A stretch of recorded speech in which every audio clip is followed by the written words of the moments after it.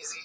Also, Zoom sucks. Zoom sucks. So, and I'm not in LA anymore where there's a ton of fighters. There's a few in Austin, but not a ton. It's just not what I do. Nor do I want to do. But I hear you, dude. I hear you. I've done it before too, though. Of course we've done it before. I've been podcasting fucking 15 years.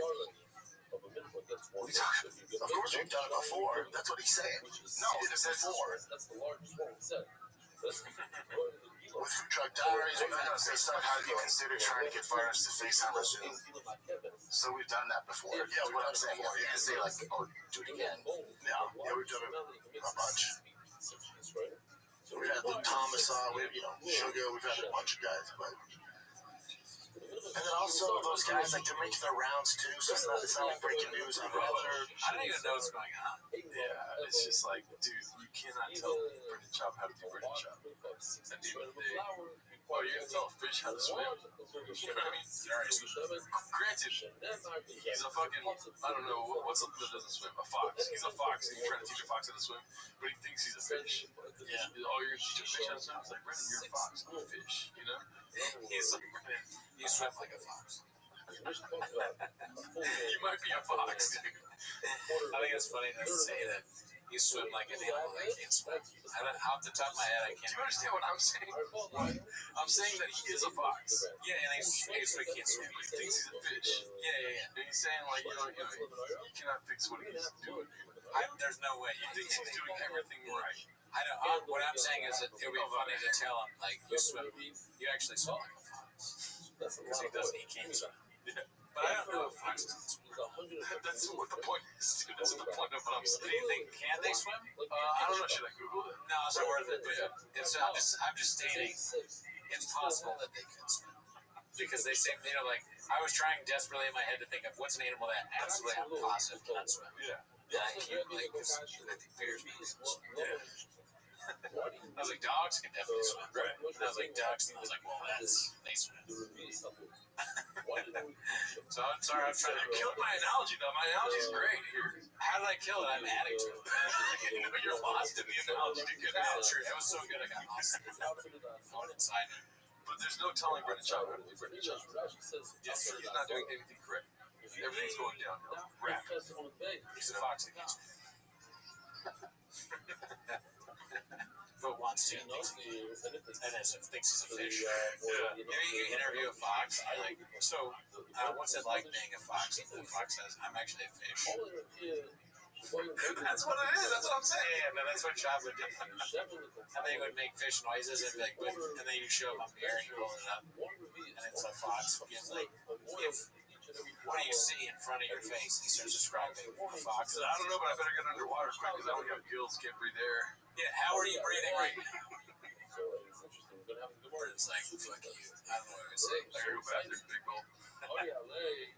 I will snap his fucking neck. That's a fox saying that to you. Everybody else do it, then I can just parlay off that, give my 2 cents on the questions I would have asked. It's not like I'm asking anything Ariel's not going to ask, or Luke Thomas, so those guys, even Luke doesn't do it, but Ariel's kind of the guy that does that. That's his thing. He got it. He's against Jordan Show. He has a way better question than I would ask, and I can just parlay off the highlights and that shit. It's half the work. Justin D. Stanley. It's all a clip about being kind of lazy. Plug and play? He's not. There's nothing that Shot has his plug and play. And also, even if the show was plug and play, somebody else would be plug and play. Yeah, it would be taking place at a massage parlor. That's buttholes plug and play. Oh, man. Damn, dude. Brendan Chop just gets worse and worse, huh? Let's see. Kia Girl at Heart, posted by Gunslinger 4. I mean, do we need to get a picture of this heart? Yeah. I gotta scroll down again. Safari's just killing her. Just a bunch of ass. It's important subreddit. This is Cleanman89. Anyone else in SoCal hate themselves enough to go watch this show for free? Yeah, we didn't go. We were watching it. Dallas, yeah. Meet social media Flusser. Jojo Shop / Ask me about my peptide stack. All natty. And the PR itself has So that's today's shout out goes to Joanna. Joanna has an awesome from straight out of the pier.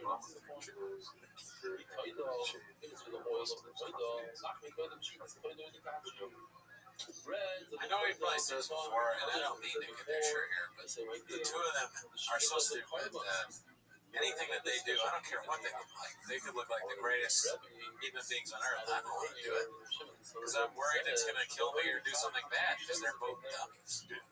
So if I wanted to be in really good shape, I would just go to the gym and work out and eat healthy. Exactly. I'm not going to take a peptide because they said it. Yeah. Yeah, dude, I drew the line when I started getting my kid high. I know he said CBD, but I started giving him THC. Yeah. And I was like, oh, no big deal. It makes sense. British decision. Let's see what we have here. What is my shit going off crazy right now? Sorry. You just got 1,000 followers. Yeah, thanks for that hot take. All right, we have a post from Blue Gompus Snapple. Brandon throwing shade at Callahan. I did see this one already. Pretty great. So they're talking about a movie CK. I was wondering the first time I saw this if this included Brian Callahan's name at all. No, probably not. I don't see it.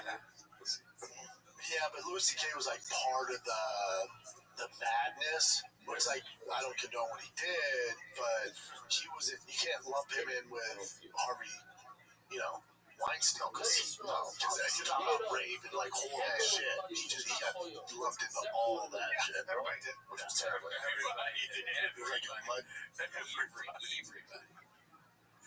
Nah. No, there's some people that didn't. Chili, Come on, Brian. Some notable people that didn't get involved. It's funny to throw yourself into that. Yourself. Everybody did. He's just like, yeah, man. Why? I wouldn't, even if I'm him, I don't want to be lumped into that, even by myself. Yeah, I was part of all of that. For the Harvey Weinstein stuff? Can't you to make the case that it was a separate witch hunt or something? There was like 3 years between both of them, too. Harvey Weinstein was, I think, 2016. And then Louis C.K. was 2017. And then Brian Callahan was 2020. Brian Callahan was like 2014 to 2026. It never ended. Slide. Weinstein was actually went to jail really bad for this. Yeah, but you can get accused of somebody can accuse you and say you did something 23 years ago. I know. What I'm saying is, but now I think CK could have packed it up, shut down, kept talking about it, being negative, shitty on podcasts, shitty on stand up. This is awesome. Shaw is fucking. This is pretty good. Shaw is crushing Callahan. No more. Damn. He just drank a Diet Coke. That's why he's so fucking fire. I love this, dude. He's like, oh, my bad, Mr. Whole Foods. Douche, Brian. But now I think CK could have packed it up, shut down, kept talking about it, being negative, shitty on podcasts, shitty in stand up. Or he went, I'm just going to keep on keeping on. Just kept putting out dope kept with it. Brian's not taking your head. God. Brian is really paying us. Everyone, you know what? I've said this before, but everyone around, not just Aaliyah, everyone around Shop is paying their penance. That's the punishment that they have for their horrible actions. At some point, if you do something bad and stand up, you will need to do a podcast with Richard Shop. And he's going to make fun of you to your face. He's a fucking goofy idiot. He's going to piss you off, talk over your bits, crush you, and you have to do it because of what you did. And I hope you learn your lesson. You know, this is your punishment. Leah, Callan, Gary, that I know of. Must have done something. He's still there. Yeah, like Jen, Beanie Guy, all of you have done something bad, and this is your punishment. Those facts. Dude, That's so funny. That was actually the Jenga shop for cooking. That was Kept with it. Kept with it. Now he's on Netflix. He's on now he's on Netflix. Well, I'm so glad he is. Yeah. I think he's great. You're happy. You're real happy. Yeah. And I think he paid his price too. I'm just kidding. What you're saying. It's amazing. We can all see how happy Brian is when you tell him his facial features. He's ecstatic. See, the thing about Louis C.K., whether or not, like, they didn't, apparently there's, like, a video online, there's, like, a 4-part Louis C.K. fucking documentary thing that some guy made in his mom's basement somewhere. And, like, he's arguing that they didn't give consent to have his dick shown to them, whatever. But, you knew that he did that. You know what I mean? When it came to Brian Callen, nobody really knew that he was about to break that, you know? I really came out of left field from Brian Callen. I'm doing a 20-part on Brian Callen. Yeah, and it's possible. And there'll be a lot of evidence to do that. You do 20 parts, and then there's more that you're like, God damn, I gotta do 20 more parts. Yeah. What is this monster in jail? My magnum opus, I guess. Yeah, dude. Brian Callen, it's just so sad that he has no, dude, he just refuses to accept it. Citizen's arrest. He should become a manager at Whole Foods or something. That's Papa definitely didn't watch the BGL pod posted by Key Lobster 9996, but it's not available anymore. Let's see if I can click it over here. Yeah, it's not there. No, just not available. BGL. This is posted by Busy Middle 8108. Papa Gadoosh, Kim Kardashian's kids from being friends, Lion's friend, I guess. Long, but lots to unpack. Busy Middle 8108. How often are your kids on phones or tablets? Never. We don't have them. Yeah, they don't have them. Can't afford it. We don't have them. No. We don't have them. Your wife's posting ass pics every day. Your kids are taking the pictures. Yeah, well, how do you do that? No, we don't let them go on YouTube or anything, but we do force them to take pictures of my wife's ass. Yeah, they only have phones when they're taking pictures of me or my wife. They're filming our content. Yeah. They're doing TikToks. And me and my wife are on our phones all the time. Yeah, I don't even know what they do really. They're childish. But that's one of the reasons we have to have one of Tiger's friends stop coming over, saying, because he come over, he had a cell phone at 6. And instead of playing, That's hilarious to throw a child under the bus. And the absurdity of saying that a 6-year-old is a cell phone. Like, that's crazy irresponsible, because they're gonna lose it. And then somebody will have your celebrity child's phone. All the information in it. You want that? There's no way. It's common sense. You're not going to let a 6-year-old walk around with a phone. At least maybe I'm fully off, but that doesn't sound like something you do, right? Or would you? No, I don't know how kids, but yeah, I mean, it makes sense. There's people in the world doing it. Yeah, probably. I completely flip I mean, I was on your side, but it's just insane to think that Saint's over your house. That's why Saint's not allowed to come over anymore. Yeah. Kanye West's son is not allowed. You pulled the plug on Kanye West. Kanye West pulls the plug on you. You know what I'm saying? Yeah. He finds out that, like you said earlier in the podcast, you find out that Brendan Chop's hanging out with your son. You're like, we have to stop that. That's a good point. T and Bossy in the backyard, he was on his phone. I go, oh, but I took it from him, and no one ever did. I go, oh, buddy, we don't have cell phones in this house. I don't want my kids get used to that. So if you're going to come over and play, there's no cell phones. Everything happened. He stopped and never came back. T goes, Dad, we're saying, like, he wants his cell phone. Wow. So he said, playing with you, he wants to scroll on his phone. And then I get pretty rude. Like, and I go, parent, fuck him. Yeah, I tell T, fuck him. Okay, fuck him. Your best friend? Fuck that guy. Yeah, it is funny to say best friend, because he just said that he came over and then never came over again. That was his best friend. That doesn't make sense. Kim over once, best friend because he's a celebrity.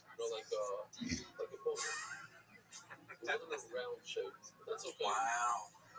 Oh my god, dude. He's on his phone talking to his dad. He's like, hey, we don't have phones anymore. Tell me to go buy tickets at your game. Okay, cool. See you at the game. Let me know if you need tickets while you're scrolling on the fucking phone. Good luck. I'm like 9 years old. Oh my god, dude. This is so bad. He is tall talking about a 6-year-old as if it's an adult. It's not him. It's the parents. Correct. It's like, you are. They're also so busy where it's also the nannies. The nannies don't have the power to do it. It's a nightmare. So you don't wish that upon your worst enemy. It's a nightmare. It's a recipe to create no motivation, to create incels. It's not. Don't take it. Tell them, congrats, man. Let me know if you need tickets. Nightmare. Not out of your hands, man. Especially our neighborhood. Now, soon could have a phone. Everyone's sports specific, oriented. It's just all about family. It's just different. I like the idea of his kids talking like adults to other kids. When he sees Kanye's kid again, he goes, "Congrats, man! Take the game. Buy tickets or whatever. If you need help, we'll get tickets to the game. This way, You're gay. You have a phone. yeah, You talk to his dad. yeah, phones are gay. Phones are gay. You're gay. So you have a phone, I guess you're a cuck, man. 6-year-old. But dad says you're a cuck, your parents are gay. Because they only have a phone. It's good. If you ever want to stop like being a cuck, hit me up. Don't text me, text my dad. God, I don't have a phone. Tell your dad to text my dad. Because I don't have a phone, so I can't see it. My dad will beat your dad up. Yeah. My dad will beat your dad up, and when I'm 18, I'll have a phone and I'll have OnlyFans. Yeah, right? It's like, they like have these kids in a prison, and then if they're the kid's a woman, when they turn 18, all the friends are gonna be like, "Oh, I want to fuck your daughter now." What the fuck, dude? I can't wait till I'm 18. My dad's friends want to fuck me. My parents are cool. Yours aren't because they give you a phone. But if you're on Instagram, my mom posts pictures of herself and whatever about that all the time. So if you ever want to stop being a cuck, turn 18, you can see pictures of my mom. And I want to fuck my dad's friends. Because my OnlyFans are blowing up. I'm 18 now. My parents prepared me for this. And all that matters is that I'm really good at baseball. Yeah. I have OnlyFans. Yeah. Engagement, likes, shares. That's cool for you. That's cool if that's what you want to do. This is more than a game to me. Just text me, man. Just blow up my dad's phone. Oh, my dad's a blow up my dad's phone. Good to see Chin has a backup plan B. It's a church called Chin's Baptist Church, hosted by Bipedal Autonomous. Chin's Baptist Church. I wonder if that's in Texas. A lot of good music. Yeah. Tall and in shape comedian, podcaster. Who could it be? All the lip, Botox, and wearing dress in Slow Joe's reel is kind of making sense. Oh yeah, so this is from a long while ago. Slept with a famous podcaster who is, quote, straight. Remember this? Vaguely. So around a year ago, before COVID was taken off, I slept with a famous podcaster, supposedly straight. At the time, I didn't even know who he was. I just browsed sites of the double list and posted an ad with a photo of myself. About 20 to 30 minutes later, I got an email with a pic of some guy. He told me his stats and quotes. I'm being less specific out of respect for him. Well above 6 foot tall, a white guy. He honestly could be mixed. He was pretty Tim. That's so fun. This is Brendan Schaub, dude. Some tattoos, and he was kind of in shape. His face wasn't in the photo, and I could only see his chest and dick. I was intrigued, so I emailed him back. We go back and forth emailing. He gives me the hotel he's staying at and his hotel room number. I went inside and it was pretty dim. He was only wearing a beanie. Beanie guy, dude. That's right, just a fucking beanie. I remember trying to contain my laughter after seeing this tall-ass man completely naked with only a beanie. He seemed kind of nervous. I was surprised to see he was actually that tall because usually people are lying, but no, he was pretty fucking tall.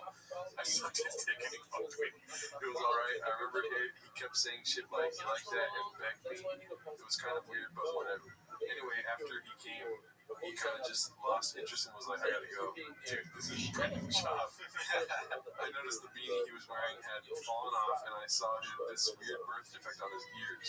It wasn't a deal breaker or anything, but it is relevant to the story. It was one of those weirder hookups I had. Okay, so now fast forward to last week. I'm texting a friend, and he sends me this meme of the guy who I slept with. I remember being so weirded out and surprised because I recognized him. He he had gained quite a bit of weight since the last time I had seen him. I knew it was him because I recognized the birth defect on his ear that I had seen the first time. I never told my friend, but I just asked who it was. He told me, and after Googling him, I found out he was pretty successful and famous. I listened to one of his podcasts and just bursted out laughing by the way he wants to appear straight. No joke. This dude has talked about the size of different guys' cocks in both of the radio episodes I've watched. How anyone couldn't see, it's crazy to me. He does have a wife and kids, though, so I will not say any more out of respect for him. But anyway, there's my confession. LOL. So this is a guy. Yeah. Oh man. Yeah, I man, 20 followers. I forgot. I completely forgot about that. So I don't remember. But yeah, that's a hilarious post. You know, you never know if it's real or not, right? The cats are crazy. Yeah. But you know, it's hilarious. That would be very funny if true. Yeah, I wish we can get a date on this. Brandon Shop. Somebody just put Brandon Shop. Broken Michigan. Oh man, Bahamut here.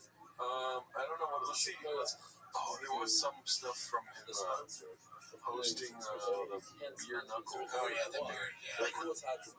Oh man, Our show is scrolling things bugging the shit out of me. You definitely said beer knuckle. I saw that one scrolling through Reddit.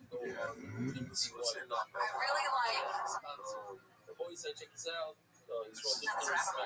fish, right? Sounds like what the fuck you doing?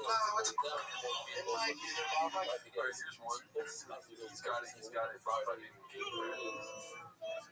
Let's see what this is. What's this? Dandy Kaufman too. Of course. It might be there, Bob. I'm not going to waste my energy early in this first round. Good short elbow. Each insurance for the fact this is it. And it's over. Quick tap. 1:30 left in round number 1. Anthony Smith punches his ticket. Very easy. Made that look easy. Not a mark on his face. Hands look good. That's your dark horse. Wow. You got to. I mean, Just kind of a clip there. yeah. Forget about it.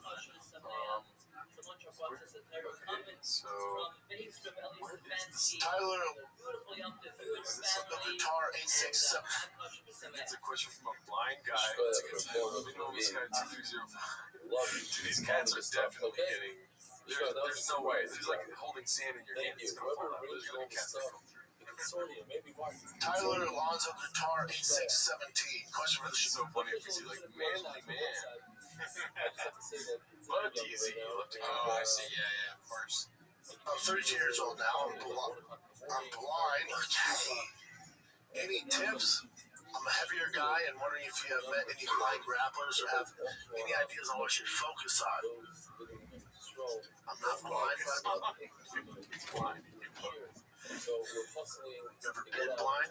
Because you can't see, because you're blind, you don't want to get reversed, but you don't want to give up something, because I'm assuming it's tougher for you to see certain submissions, especially when you're on bottom, or when there's a transition, you can't see it coming, where usually your vision can play a certain role and help you identify certain dangers when it comes to your neck, or Americanas, or stuff like that, or ankle locks. So control his ass, and you're bigger too. Control his ass. And then start feeling it out. Nope, we're all down bottom. Especially, he's a bigger dude, so we don't want to do that. Okay, we don't want to do that. No, we don't want to pull guard and have to fight off our back. It's tough to see what they're setting up. So if he's on top, he can control the narrative. And he can block like Carlos Olberg versus. Honestly, I'm impressed with that. You gotta say, no hacky, stupid shit, and then control the narrative. It's hilarious. Oh, okay. So this is one I wanted to show on the show. It's very exhaustion beat. Did you see this? Oh man, it's good. Mitchy Slick LBC. We are pretty far into the show, so we're very exhaustion right now too. It's also exhaustion. Exhaustion for those on the bottom. Constantly throwing these fantastic steps. So it's time for something for Charles off the exhaustion. Exhaustion. I mean, is it? You know, I don't know. I think now it's good. You definitely said exhaustion. But isn't that good? Couldn't you say? It's also exhaustion. Exhaustion for. Yeah. He's trying to say exhaustion. Okay, all right. That one's I know. All right. It's not a flaming young. It's not a flaming young, but you know, Papa mistakes Jake Shields for Jake Paul. Let's see. Who's this? Far Cry. Tonight, tasting attention tonight, Vancouver's dinner with the very best, eats some of the best. The likes of Jake Paul, I'm sorry, Jake Shields, twice Jake Paul. He lost Jake Shields twice, that's Jake Paul. He beat Jake Shields twice, beat Roy McDonald. Just the worst commentator. Just combinations.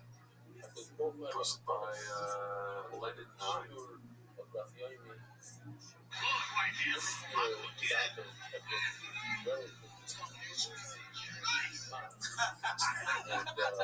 That was crazy. That's what we're waiting for, man. Wiggles and Joe. Those combinations were genius. Oh, we got the beer knuckle one here. Dapper beer knuckle posted by CDP screens on Reddit. They're bare knuckle for a reason. I think that's it for this week, dude. Shout out to all of you guys. Join the Patreon for early access of this show and Sandbaggers, a podcast that I started. Yes, and I think Cowbell's trying to do his podcast on the Patreon, so check that out too. Yeah. All right, see you next week. See you next week.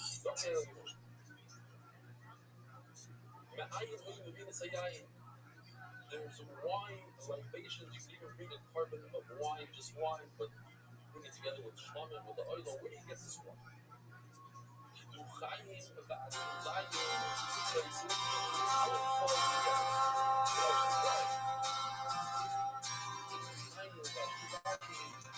That's daddy number 66. When I played baseball with my kids, oh yes it is. My name's 86. Well, that's what makes a kid. Straddles me. A real asshole. Putting beans, cheese on my plate every day. That's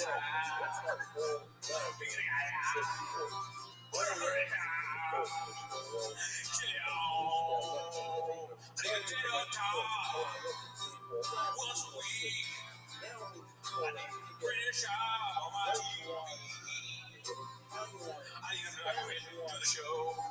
I need Brian to stop being so weird. I need Jim. What's it? Stop my favorite time of the week when you get to hear Papa try to speak. Really surprises today. You better watch 10 minutes of shop. Welcome back to 10 Minutes of Shop. As always, join the Patreon, join the Reddit, join the Discord. On the Patreon, you get early access to this show.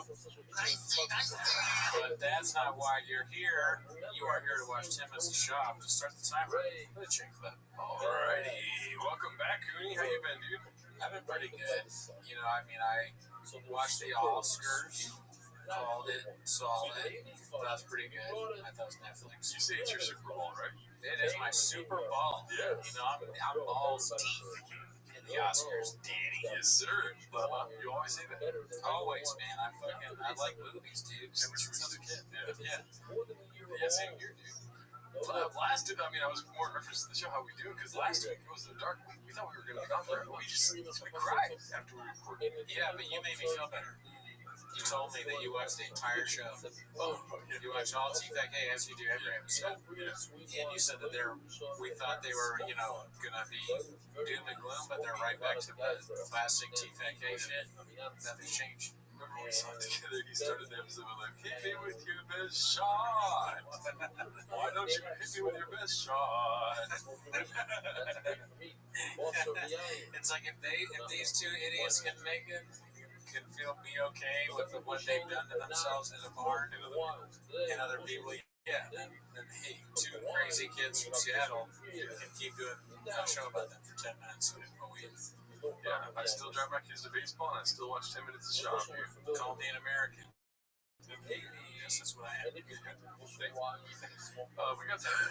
first number. This is the first post from Big Battle 9416. If you wanted to hurt me, you got me, brother. Why is Ronda Rousey so angry and bitter? Ronda Rousey goes off on UFC fighters. Fighter Bay says Valentina Shevchenko has to sell her tits on OnlyFans. The UFC is one of the worst places to go, and then this guy comments, if you blue Brendan chop, you will get to.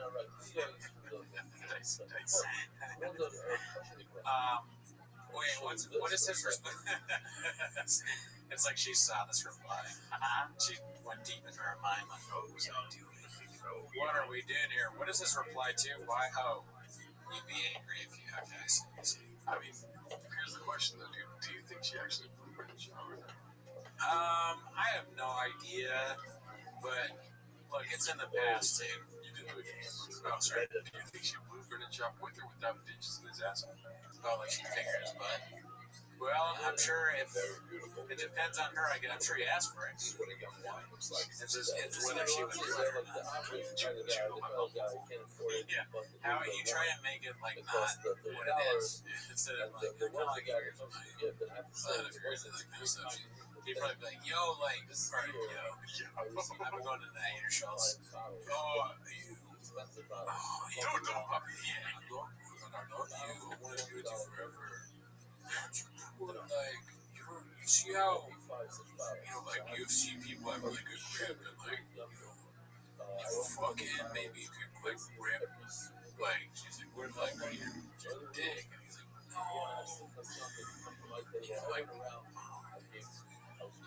she's like, do you want me to put my fingers in your butt? He's like, yeah. Use that J.Y. Kelly, dude. Yeah. I was trying to explain That's right.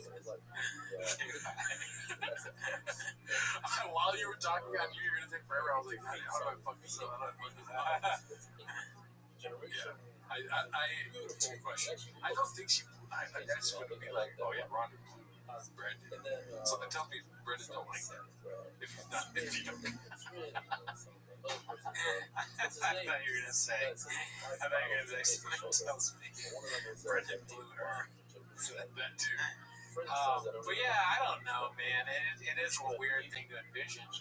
UFC fighters blowing each other. It does seem like something that doesn't happen. A lot of them wish they were gay so that they can see it. Yeah. Anyway, I meant to only Brendan chop, not all UFC. It's like you're gonna get beaten up. Yeah. Well, it depends whether they play video games with each other or not. When they work out, yeah. But think about it, I mean, UFC guys and chicks, it's like Ronda Rousey doesn't seem like she blow anybody. She seems like she fucking kill you and then fuck you. Holly won't blow her, I'll tell you that. I mean, I'm trying to get. Gerard's got smoke for every UFC fighter. Everyone gets these jokes. This is posted by Economy Anything 7351. Say it ain't so. From Fox Austin, the Austin police is asking the public for help identifying a suspect who robbed a South Austin Target store. It looks like a child, dude. I love that so many people look like him. It's just so funny. That's awesome. There was another funny one that made me laugh. It was like somebody that works for the government was like looked just like him. And people were like, I don't get it. It's like, because it looks like Shop. That's what the joke is, dude. That's social media. This isn't real. It's always fucking funny. Yeah. Who do you think this was Shop or not? No. What would he steal from Target? Stuff to put in his cup. Gummy stuff. Dude, it's only gummy stuff. You don't have to pay for that. Gummies are free.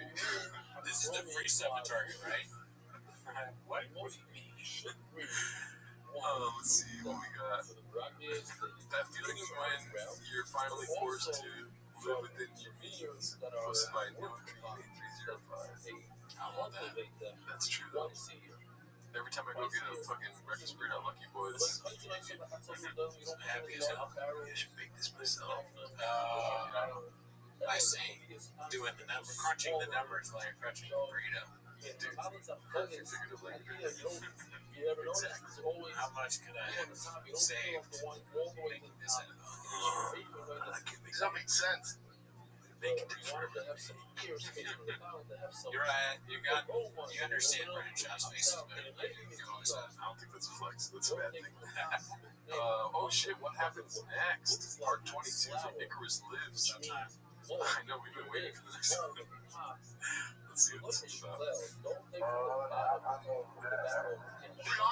Ryan, did you go to college? I did. I went to University of Minnesota. I didn't finish, so I dropped out to play poker because I'm an idiot. But I got a 31 on my ACT.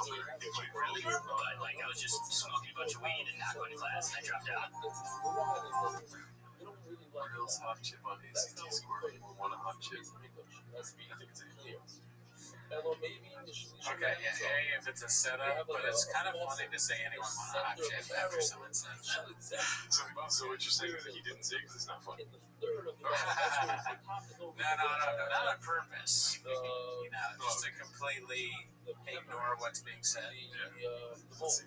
I don't know if I'd brag like I'm not bragging on ACT. No, that's really good. 31 is good. 31's really good. Any 30 or higher is really good. Yeah, Brady doesn't know what's good. I fucking forgot.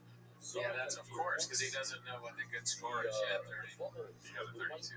Yeah, there's just no way. We should take the ACT. Yeah, again. I got a 58 times our heads with that. I got a 66, dude. Just dead. I am light as shit. Yeah. I got 32. I swear on my life I had 32. ACT. I'm impressed, but I consider that really good. You can't say 31. You can't say 31 is bad and 32 is I think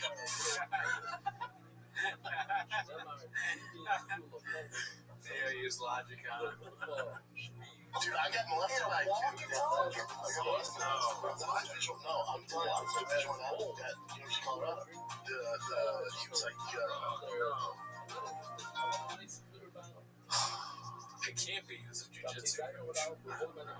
This is so sad about these kids. I mean, and this is the old narrative where they were saying he was stealing from Bobby Lee. Remember? Bobby Lee is one of my closest friends. I think he was stealing from Natty. That face looks very confused. What did I just say? He is alright. He's like, I couldn't have possibly just said I was molested by someone who's mentally challenged. But I did. Let's fucking roll with it. Yeah, fuck it. Doesn't matter. That counts. Somebody behind the camera like this. Keep going. This is cool. He worked in the athletic building.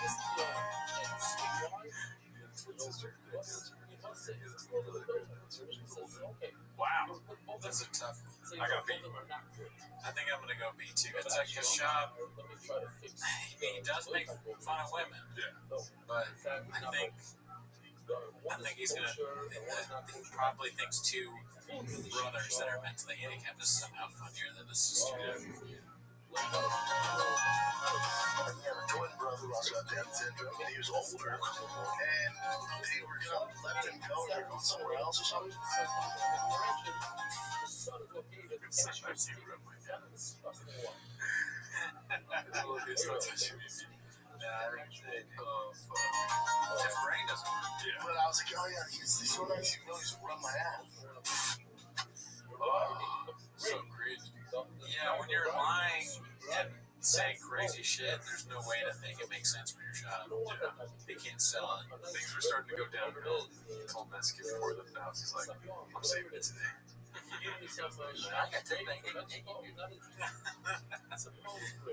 I would love to know what really happened in that. And it's like if this is a real story, and he's a nice guy, he wasn't molesting. You wouldn't say he's molesting you. I don't know. It's very strange. Okay, have you seen this? Can you guys answer this question? Absolutely not a fucking chance. Yeah, the B8. Times 2 is 8. Oh my god. Now, 2 plus 2 is 4 times 2 is 8. 4 times 2 is 8. Are we missing something here? Yeah. Wait, 2 plus 2. 2 plus 2 is 4 times 2. 2 plus 2 is 4 times 2. 42.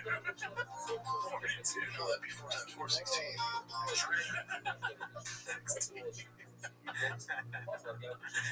Your calculator right now on your phone and see what happens. This is 16. Oh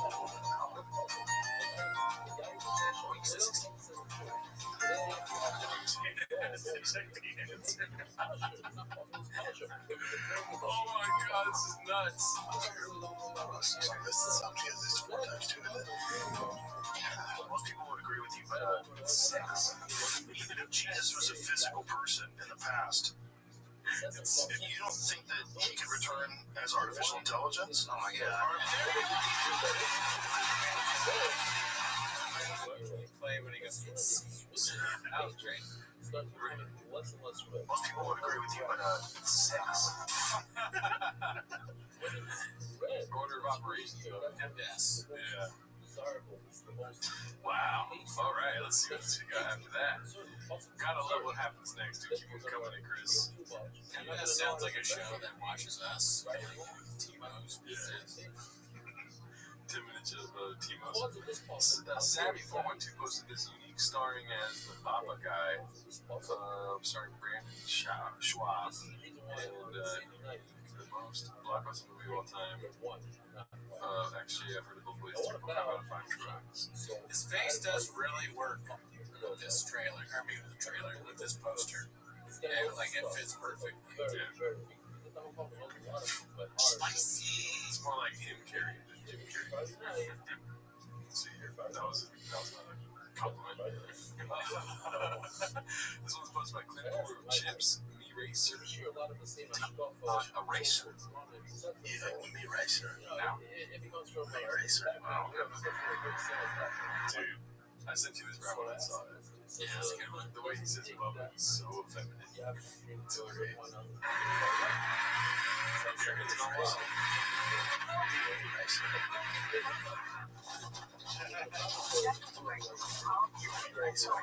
Provided by the manufacturer. To cancel, press the SOS or cancel button. I think you're right, and it is effeminate, but the funniest part is he's not even trying. You like racing that much, and that scares you, and you're not even like doing the wheel. Oh, Bubba!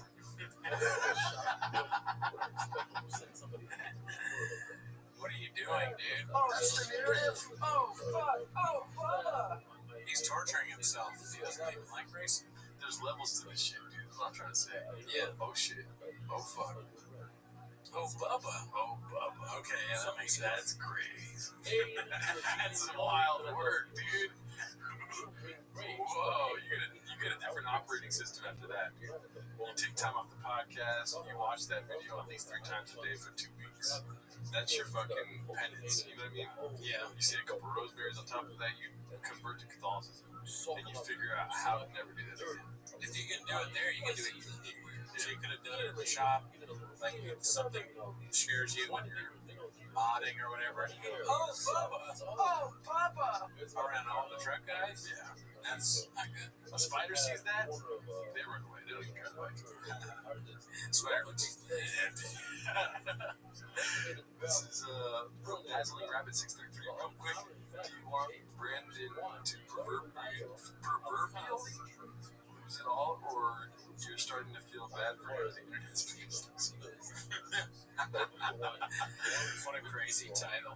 Yeah. Podcast cringe goes Baja. Yeah, dude, he ain't good fuck. Dude, you mean me? I mean, on some level, I feel bad for some of the things. On other level, not. In some ways, I do. In some ways, I don't. We're human, dude. Yeah. Some things make me go, oh, Bubba. But then you remember who it is and stuff. That's right. Yeah, no, I agree. I want him to be successful because it's funnier when he's successful. So what makes me sad when he's like that one episode where he's just like fucking Brian, man, or he's like, dude, we're hitting singles now. I tell him all the time, hitting singles. Yeah, those kind of things. I'm like, that kind of sucks. Yeah, but here's the thing, in that same video, you realize he's loyal to the fault. You know what I mean? He's loyal to the fucking Reddit circuit, or whatever they call it. Reddit subreddit. Yeah. Nailed it. I nailed it. Yeah, he's always giving us more shit. Always. He can't stop. Yeah. We got another. I did not want to see this on the show.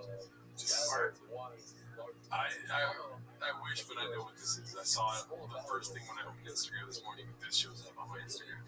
They can isolate that of me from June apart. like I'm 65 years old and watching different asking if the wife is gonna fart. The only thing that ever made you laugh. Oh, she gonna fart. She isn't a farting post here. The shop's skits and bits are back from comedian time. I mean, you haven't seen this yet? Alright, let's see if we can call it. Practice for when my man gets home. I'm just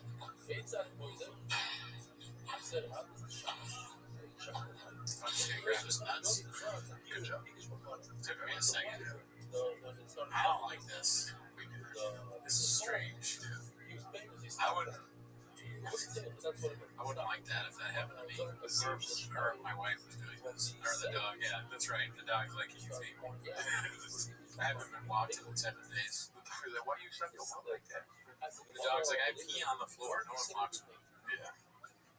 You know what you shit in the back of the house you guys don't tell me on that. The kids are the only people that feed me. And then there's another great post on here where this is, remember the guy walking into the studio? They put his face on that guy. It's so good. Let's see. It is funny for the dog to get all of us. Just the faces, dude. She looks like a Slenderman. Oh yeah, scary. You wake up and see that at the edge of your bed. Oh, fuck. You know? If you're gonna give somebody a compliment, yeah, so that's doesn't cost much. Another person. There's a whole nother world out there. People want this. it's just she's not meant for it, dude. I'm sorry. I don't mean to be like this, but she's not meant for this, dude. You know what I mean? I know what you're doing. Yeah. Good people that do this shit, like, what's and then, you know, they get you. This did not get me when I first saw it. I'm like, oh, she likes grabbing balls. I didn't think that she was like preparing for anything. Like, oh, her husband's recording his podcast. Probably in about 6 months, you know. So he's out there every day working. She's got to grab something. She's not cheap. But then she pulls this, and it's not even a real ball grab. I'll stop.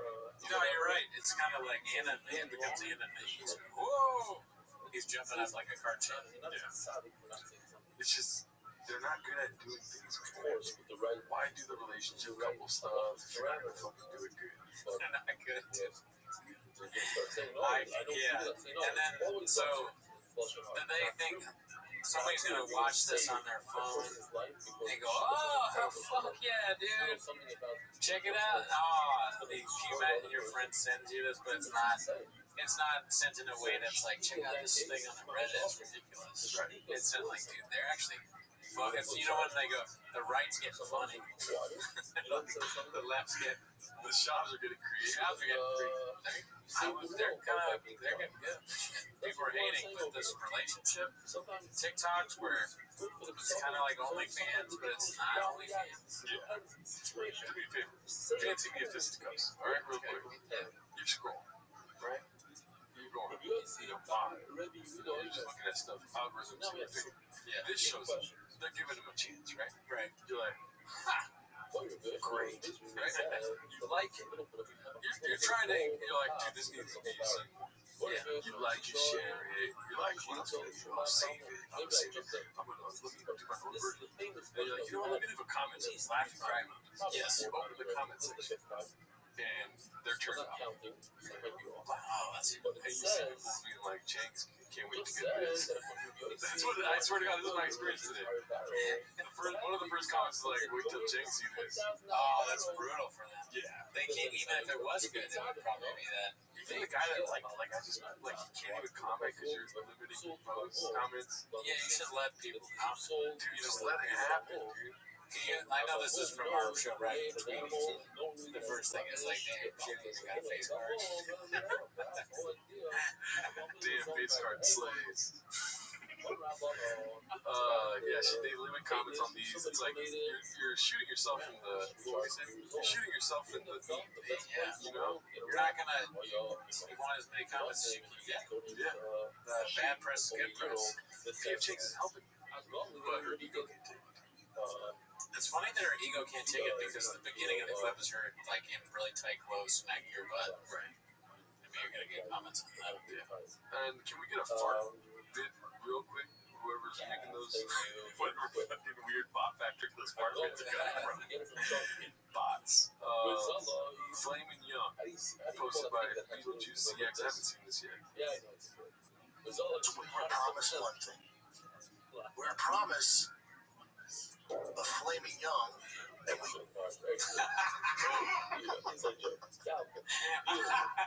Great.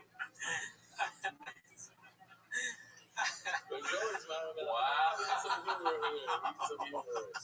There's all this man. There's nobody like him, dude.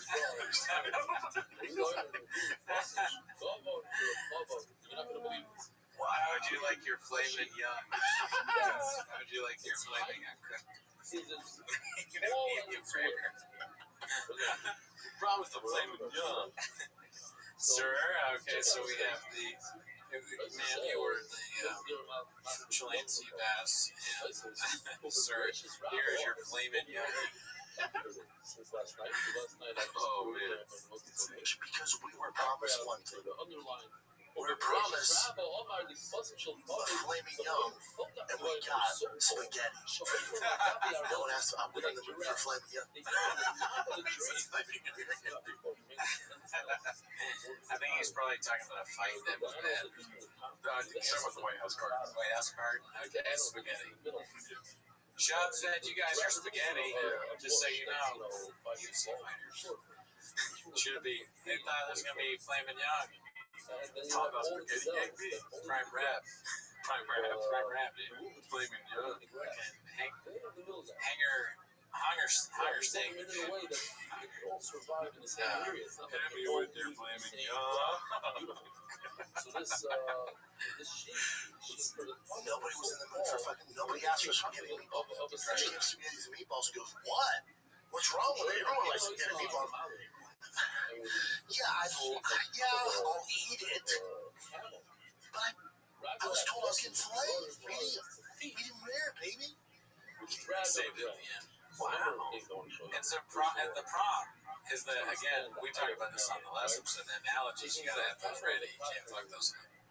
If you don't have a good analogy going, you're gonna end up with flaming. It wouldn't even make sense really if it was flaming young and spaghetti. Well, that's, I think what he's saying. Yeah, the one is like Spaghetti's pretty delicious. Yeah, spaghetti is good. You're right. But Oysters would be like flaming young versus oysters. Flaming young, sorry. It's funny if he made it worse though. He's like, any of him saying after he's just flaming young is funny. If he's like, we're expecting flaming young and fucking, we got peanut butter jelly sandwich. But then he goes, his brain, I like peanut butter jelly sandwich. I need it once a week. We got tater tots. So he's like, you want a peanut butter jelly sandwich, but you get flaming young. Yeah, sometimes I'm in the mood for peanut butter and banana. Other times they just start talking about food.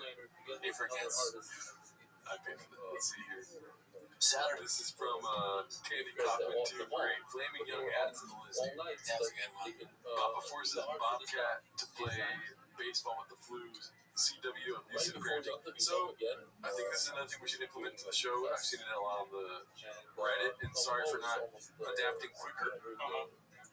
But they're calling these kids Panther and Chicago, stuff like this. Yeah. So like Duck and Anaheim, you know, like an animal in a city. Right. So we should probably start doing that. I'm down. Yeah, because Miami was really upset. Oh, fuck. Yeah, no, I try not to say their names. Danny likes it. Maybe I'm doing it wrong, but yeah, we'll start doing that. Saturday. Today, Boston had football. Tiger had 2 games, and then Sunday had 2 games. Tiger balls out on Saturday, right? Balls out. And then we're driving home, he throws up in the truck. Threw up in a bag, a little flu. I've been on the weather, so I don't know what he had going. I thought maybe he ate a bunch of sugar or some shit. You know, that morning he throws up. I'm like, oh man, he has a fever. I'm like, teammates are counting on you, but we got to win one. We're in the championship. He was really upset. I go, yeah, dude. I played some of my best games when you're sick. You're some better people on me. Let's get this going, man. There's some orange juice. Let's figure it out. And poor kiddo, just not. His coach like, man, just doesn't seem into him. Like, yeah, he's sick. He's not doing well. Threw up in right field. You pushed your son. It's for Jim. And your 10-year-old. Yeah, it's for Jim. Hey. We needed that. It's 10-year-old, so it doesn't matter. No, he could have taken it off for sure. He should have taken a break. Yeah, but he's tough to go around. Yeah, he was like, I'm good. And he would really get him like, buddy, you good? Were you good? Like, exercising. Yeah, he wanted to win. But in hindsight, did they win? No, we lost. Yeah, boys played well though. Boys played well. Now he's on the flu. No, he's all right now. He's all right. So I don't know what your take is on this, but my take. Actually, what do you want to give? I forget it. I was ready to listen. It's kind of like jiu-jitsu. I know. I read You're it. like, you did listen really quick, but also what were you going to say? And I was like, Diet Coke from almost all Diet Coke right now. So I just wanted to show you. I got some stickers. No, I had a lot of flaming young last night. I'll never say that again. Sorry. Flaming Young is that may be. I mean, it's always like we're watching clips, we're like having a good time, but then something like that just completely blows us away. But okay, so you might be watching this and you think that it's like really bad that he did this, right? But my take is that I'm glad it wasn't worse. Like, what if he had said, Tiger had the flu? Fuck, god damn it. What if he was like, fucking Seattle had the flu? Yep, you do the city, but it's a Fuck. yeah. What if it was like, I'm Brendan Schaub. What if I said the same thing again? Gorilla has the flu, right?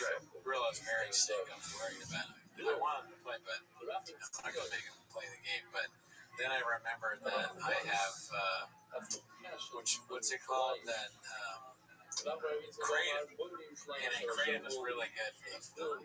So I just gave him some Kratom. He's already on CBD. That's what I meant, CBD. I gave him Kratom flavored CBD, and then he was fine. So what I was thinking is, if your kids ever get sick with the flu, don't take them to the doctor. It's like touching you. Just give them some fucking Kratom flavored CBD, and then you'd be good. That would be a lot worse. Yeah, you'd set the head. But then also at the end of the day, like, it's not a game to some of you guys. It's like a game to you, but that's all good for you. Okay? But it's different when you got the genetics where that horse does. That horse is going to be big. Right. So I guess that's the thing too. If I keep letting you talk, you're gonna take more about this. But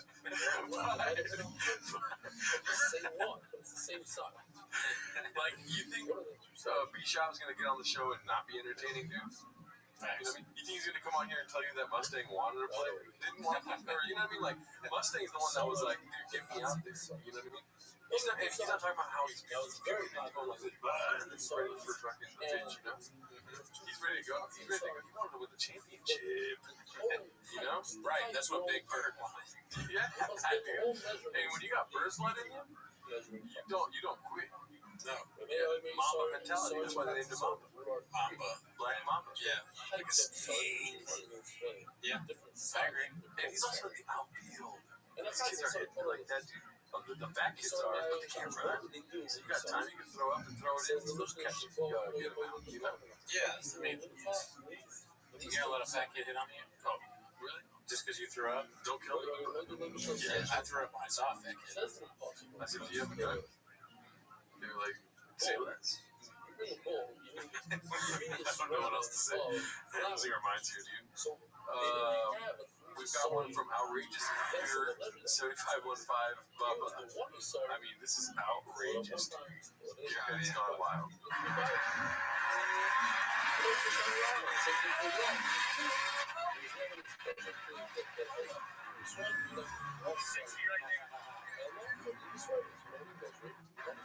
That's kind of sound like you say, Mama, save me. Yeah. It's not Kind of like, you're right, dude. Kind of like Ham name when the kid dies and he's on the stage by himself and he's like, Mama! Yeah. No, he's not in control there. He's not very alpha. Baba. If another man makes you do this, dude, you gotta stop podcasting.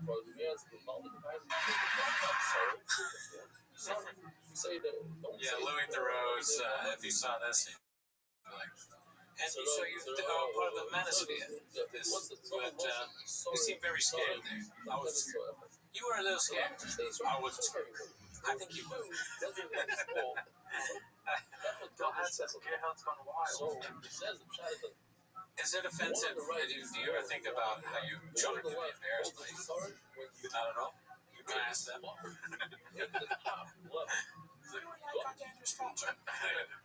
Mr. Shop, Mr. Shop, Mr. Shop. He says, Mr. Shop, who is Bubba? He says, Mr. Shop, Mr. Shop. If he fucking, if that one guy started doing like Asian voice because he can't help himself because it's so funny in like shop lingo, like Louis Theroux. Louis Theroux does Asian voice on T-Fat-K. He can't help, it's just too funny not to. That would be fucking hilarious. Mr. Shop. Louis Theroux's homeless. Everyone's homeless. This is the face you make when you realize Jamal's Asian. That's good, dude. That's so funny. I'm getting a bad haircut, y'all. That's what he said. His haircut was so bad for the special that he said that after Jamal cut his hair. Jamal's Asian. She's like, You take anybody and you put them in front of Shah, and they do like the wokest person ever, Jameel Hill. She's like, Mr. Shah? She's oh, I can't believe it. No, it's not about being woke or not. He's funny and not funny. And Mr. Shah is the funniest thing he's ever done. Mr. Shop. I can't even do like You know what's also funny about that? No one would ever refer to him as a mystery because he doesn't, and it's not, he just doesn't have the, he's not that, he's not a mister, he's a Brendan, or hey you, he's not a mister, he's not a sir, shut up, so Sean.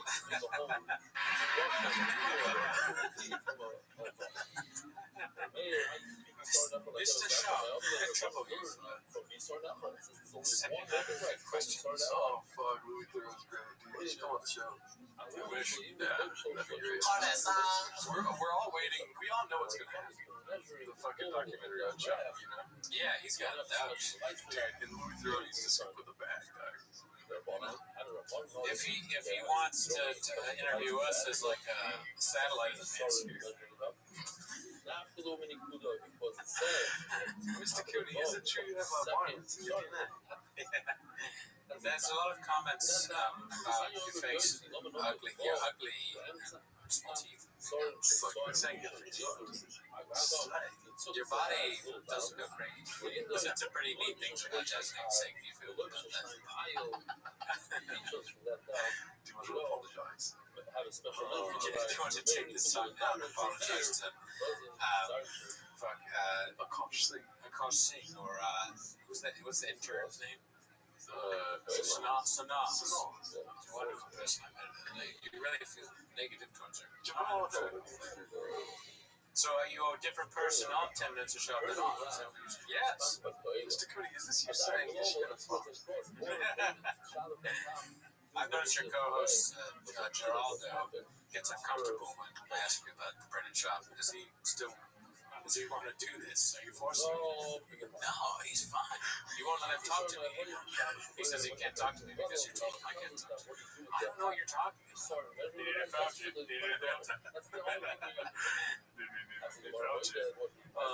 Funny, Chip awkwardly holding a living thing's compilation accent.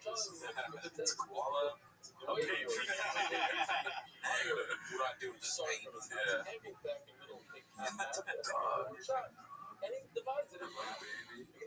That's not this weird on camera whenever he's holding a baby.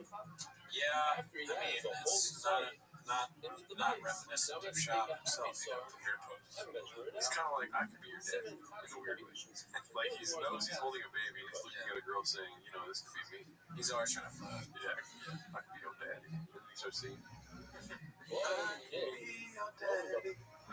He's the Barbara Streisand of trying to fuck. Yeah. All right. By the way, we love Chip.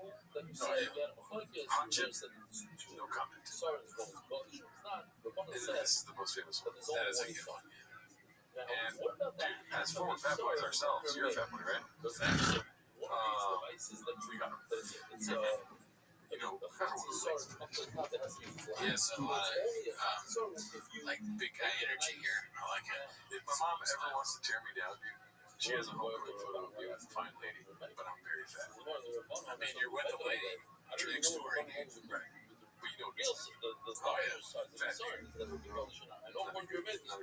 My pictures are me fat next to cake, probably. There you go. Fat by myself. Coffee. Gotta get it right. I wish this is the you sitting in a bar kind of here. This is future. That haircut is crazy. Yeah, the face card's not slaying, dude.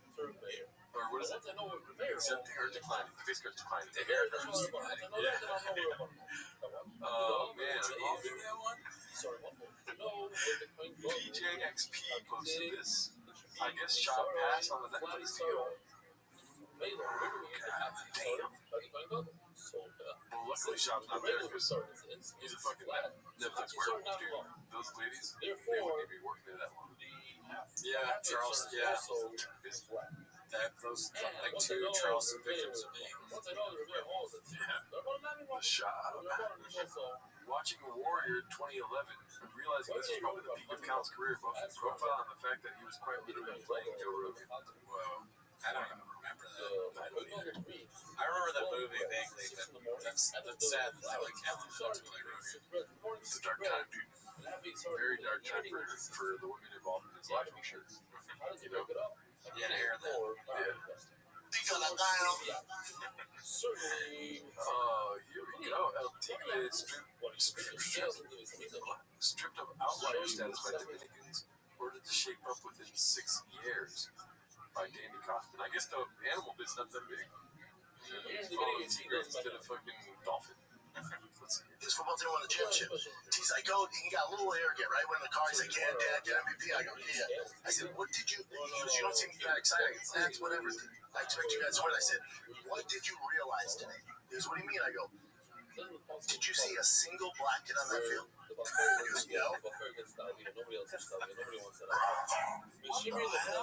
Dude, I love how he frames it like you would, like he's about to drop some deep knowledge. You know how people, they go, what are you grateful for? Or you should be like, well, what did you learn from last week that you do differently this week?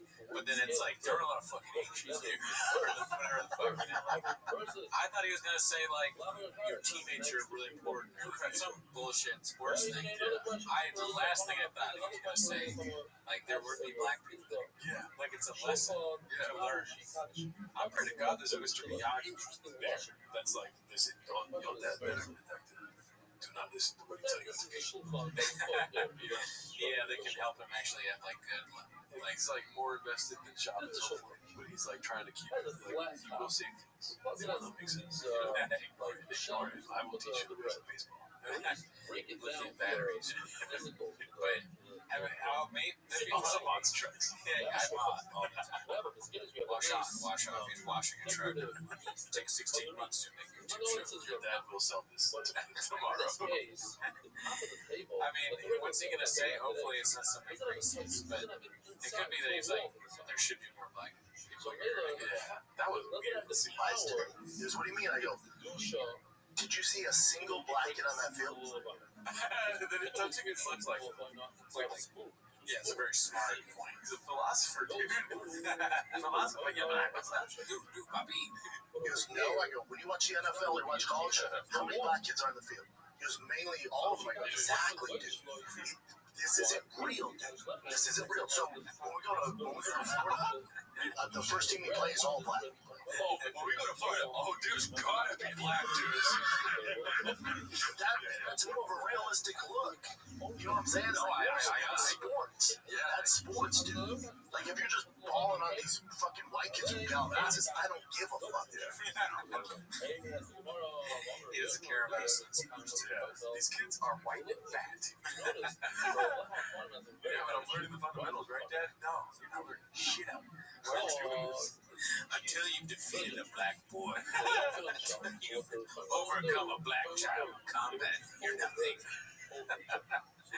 Until you've seen the tears of black kids.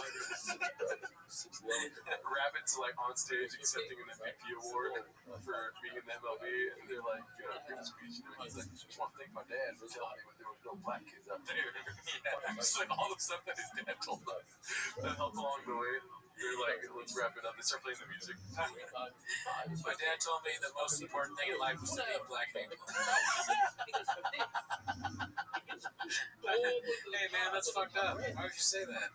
Oh, I don't mean it like that. I mean, you guys are good at sports. Oh, okay. I guess that's all right. Who's your dad? Thank you. He says his dad's name wrong. Everybody's just burning shop. They're like, oh, hell yeah. Does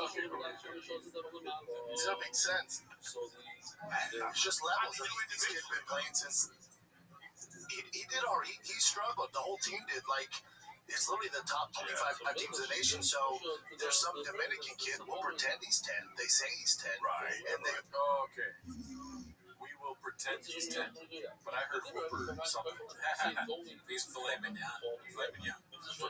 Oh, I said it right. But yeah, that's a trope. I remember that. The trope that like the foreign kid, but the kid from somewhere else is like way older. I remember they said about this kid that was from Sierra Leone. He's really good at soccer. I remember thinking if he's from Sierra Leone, he just like live. It's like he's had a tough go of it. I don't know if he's older or not. He's really good at soccer. He's in life, for sure. That's the narrative.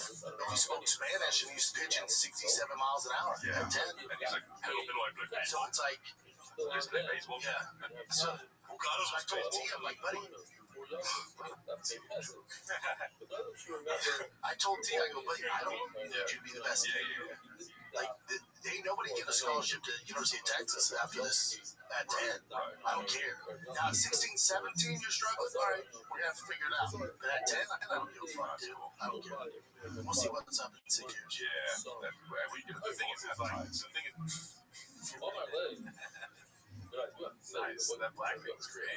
That was wild. How did we not see it before?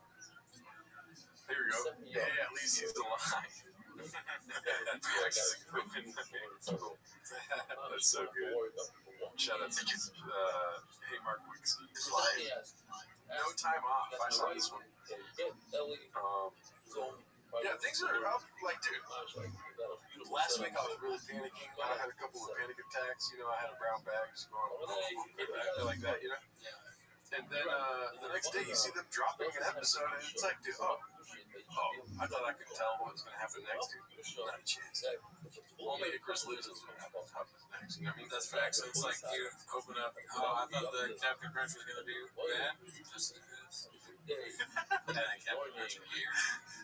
Speaking of which, I got some ice cream. Ice cream. God. Hell yeah. It's awesome. Yeah. So this is from Unique's channel. It's life and not leave town. Jay Liber, how big is Big Brown's Big Brown? That's a lot of Big Browns. It's good. I'm not going to win any awards, but it's fucking, I'm a big dude. I'm not Shaq. We're just tiny. I'm good, baby. I'm good. No complaints. Adam, hey, B and Jen. Did you just say Shaq has a small dick? I'm not Shaq where it's tiny. I didn't hear that rumor, but that's a rumor Shav is saying is around. Shaq's got a huge dick. I would assume. Yeah. Why do you say that with such authority? You've heard stories. I don't think you're redacted to understand what I'm saying. I think Shav is trying to be like, Shaq's dick is small compared to mine. Oh, Wow. You Oh, like Shaq. Oh, it's like a joke. Wow. He didn't deliver it like it. I think you might be right. Maybe, or I'm too smart. It's not like small like Shaq. Yeah. He's going for the joke. Wow. Interesting. He might be fun. Yeah, that's not honestly not the worst. Not small like Shaq. I mean, that's It's called a spade a spade. It always is. it's better than Chubb usually puts out. Yeah. Also, you know they're real fans. That's not Chang's, right? Is Chang's asking him how big his dick is? I don't think they care. We don't matter. Probably not. You know, how big is Big Brown's Big Brown? I don't know if Chase is that. People with Chang's will talk about this too. Yeah. What fucking sense? Because we all know he has a hammer. We don't talk about that because we know already. We know he's got a long Dude, yeah. how does he fit in those pants? I don't use Calabasas now. Austin fight companion, maybe in the new studio. So much fun to watch and listen. Much love from Croatia. Man, I thought you guys hated the new Calabasas fight companions. You know what the problem is? We just don't have the guest. And Brian's constantly on the road, so Brian can't do it a lot. Dude, I would literally clear everything to come to Calabasas fight. Yeah, we're available, Sean. And I'm not even going to go to make fun of it. I'm going to make redacted comments. And I'm not trying to gas him up. I'm trying to take the heat away off the boy. You know what I mean? Yeah. I'm going to say crazy shit that gets you feeling like you're good again. You know? Good. Yeah, no, you'd be great on it. I've always thought that. You will too, dude. You'll see some shit that's, you know what I mean? I want to see, like, okay, obviously he never had this on. Right. Let's, Obviously, he should have a son. yeah, he should have this. But we do the show, right? We do whatever. It could be Calabasas, it could be TFK. I'll do food truck. I'll do Tube Town, right? I don't give a fuck. Yeah, exactly. Dude, I'm free. I will do whatever show he wants to do. But what I think would be funny is, let's say he's playing it at like, all right, you guys make fun of me all the time. I don't care. I can throw the punches. Brian's cool with it. Yeah. We do it for like 5 minutes, and I just do what I normally do, and he like tries to kill me. Or he's like that. Yeah, I think that might be what happens. Yeah. He's like, cut, and I'm like, you're trying to say my. He's on the phone. He's like ripping off my arm. Just like me needing to out you. Yeah, I'm so like, I don't care about my life. And then I realize I'm like dying. I'm like, oh, I have a family. Please stop. I'm crying and peeing my pants. And then as I've like come to terms with dying, I do Blockbuster. Just like have one last thing just to entertain them. Don't do it, Bobby. You're trying to stop it. That's how you try to stop. I think it'd be a really smart move for him to do Calabasas fight companions. I'm not saying that he's going to do that because I don't think he's that smart of a marketing genius. But dude, change the game, flip the narrative. Yeah. We're sellouts, dude. Oh yeah. Yeah. The most sellouts. We have 13 ads on this episode alone.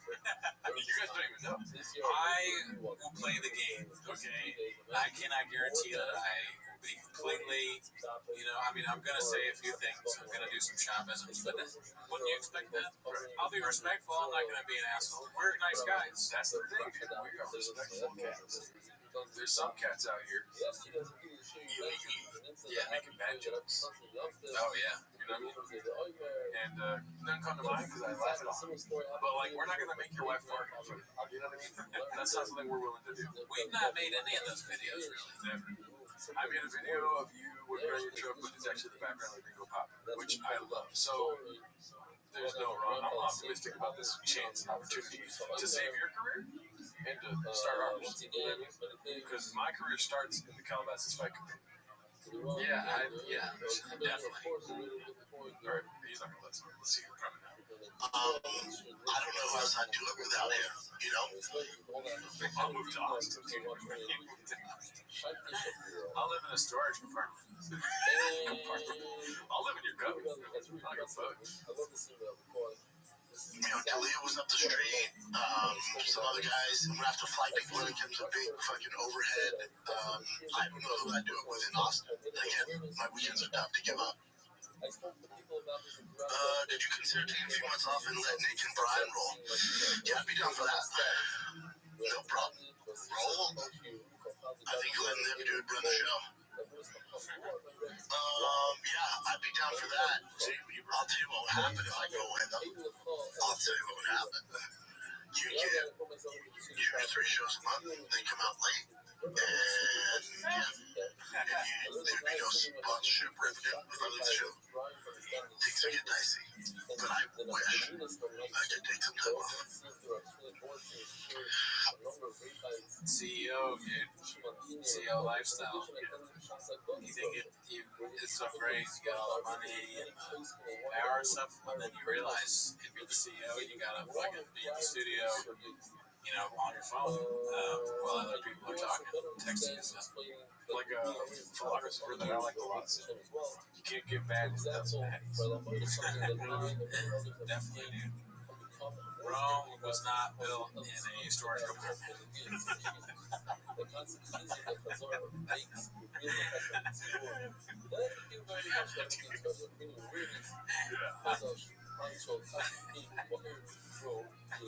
That's not what you can do for Brendan. Ask what you can do for Brendan.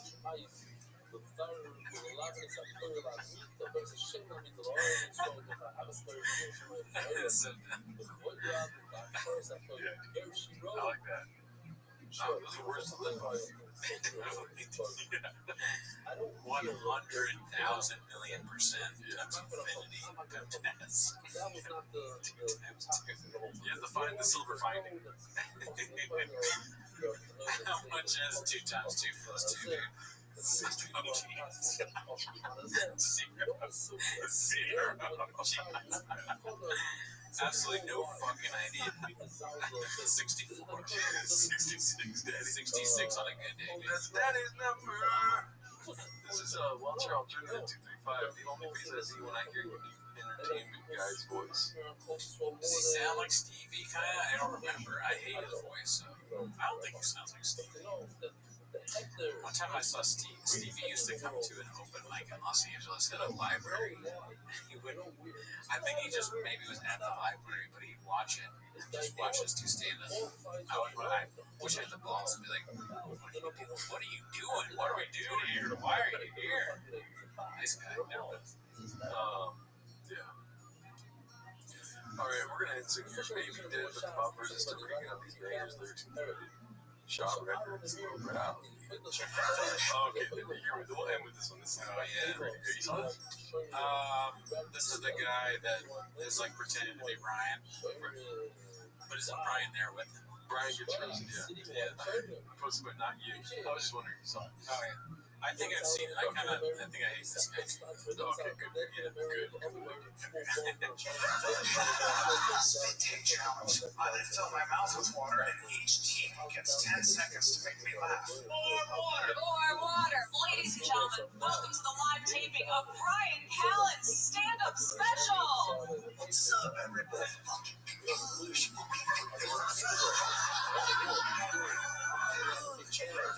UFC fighting giraffes.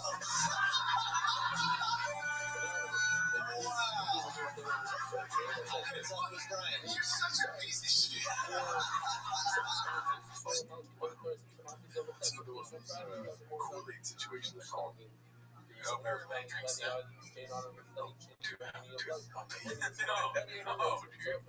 No, people realized they were laughing, and afterwards they're like, where's the The poison. Yes. Yeah. No, I'm trying not to say K-U-Y-S. Oh, sorry. Yeah. No, but you get it. No, I get it now. Yeah, I wish they got it. Oh, the Kool-Aid. You know what I wish? Yeah, we don't have to say it. YouTube is, we're on our 8th strike.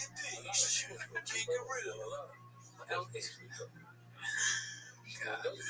YouTube just released the new words we're not supposed to say. Kool-Aid is one of them. Oh, Yeah. shit. Shout out to me. That's it for us, dude. That's Daddy's number. 60 vouching. Yeah, alright, well, tune in next week. Have a great week, guys.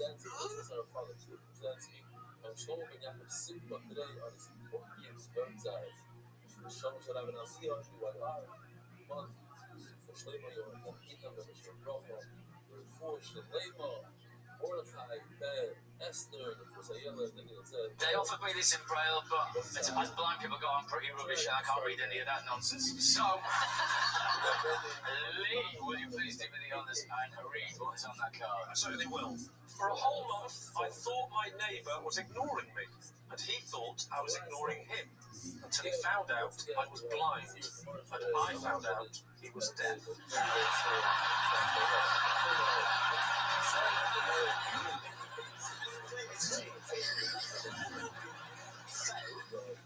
He's your next door neighbour, is that right?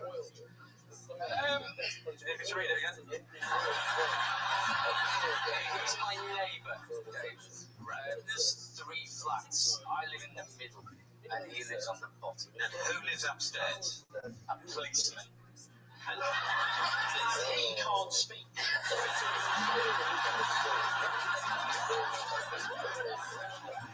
So you thought he was being standoffish? I thought he was being the rudest person that I've ever met.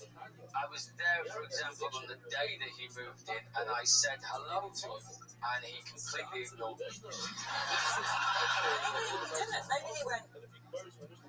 Well, I don't know what you're doing.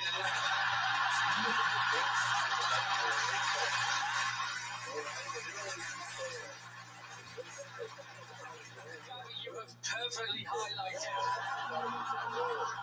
exactly what probably happened. So he's deaf, Yes. but he can see. Yeah, otherwise he'd be in real trouble. Because wouldn't he see you saying hello to him?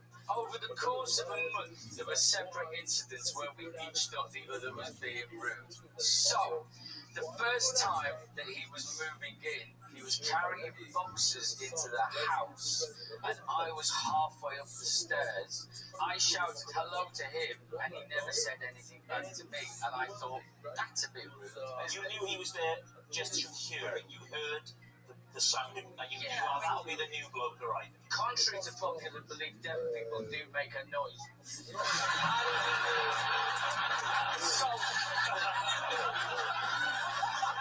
So, for other occasions, I would be outside, like, doing something with the car. I like packing the car, unpacking the car, maybe doing Not some... driving the car.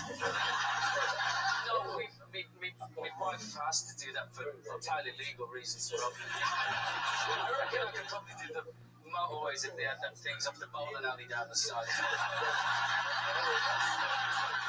A number of times, he'd come back to the flat, and he'd, like, waved and smiled at me, and I'd not know he was there. I completely blanked him. And then I heard him walk past, and I shouted hello to him. But I was talking to his back then, and he never answered me. And this went on for quite a while, really. How did it resolve itself? Did the policeman intervene? And so I called the police, and he came down. And then I had a hunch he must be deaf. I guessed that was the only possible, plausible option. I'd exactly like that with my audiences when they're not laughing. I actually bumped into his mum, who was visiting, and I said, like, he's deaf, isn't he? And she said, yeah. That's a bold opening gambit. We have each other's mobile numbers now, and so we're able to... Hang on, let me think about this for a second. How does he answer the phone? We have text messages, Lee. Right, you know the next question, don't you?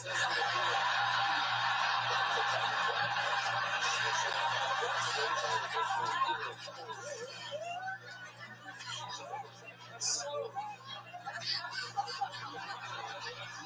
my phone talks to read everything out, and just to give you an insight, even the emojis, if you use an emoji, it tells you what the emoji is. And the smiley face, the one that the main smiley face, specifically for blind people, that one is called smiling face with normal eyes.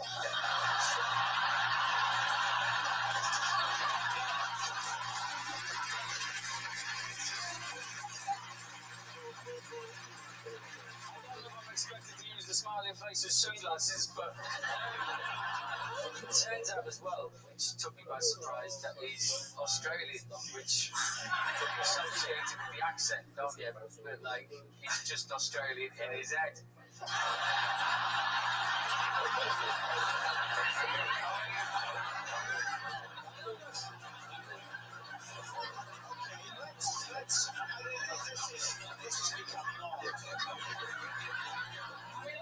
This is offensive, they don't have to put it on the subtitles.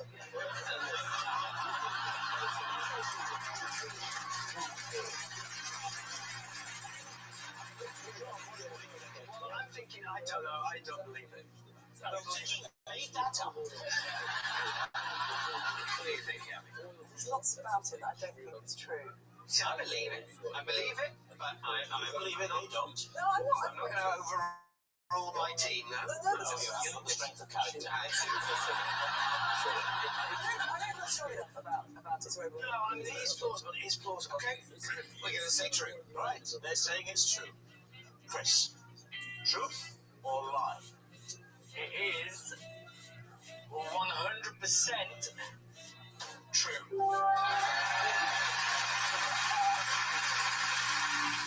To help me relax, there's nothing I like more than spending up to 4 hours. Where's this going?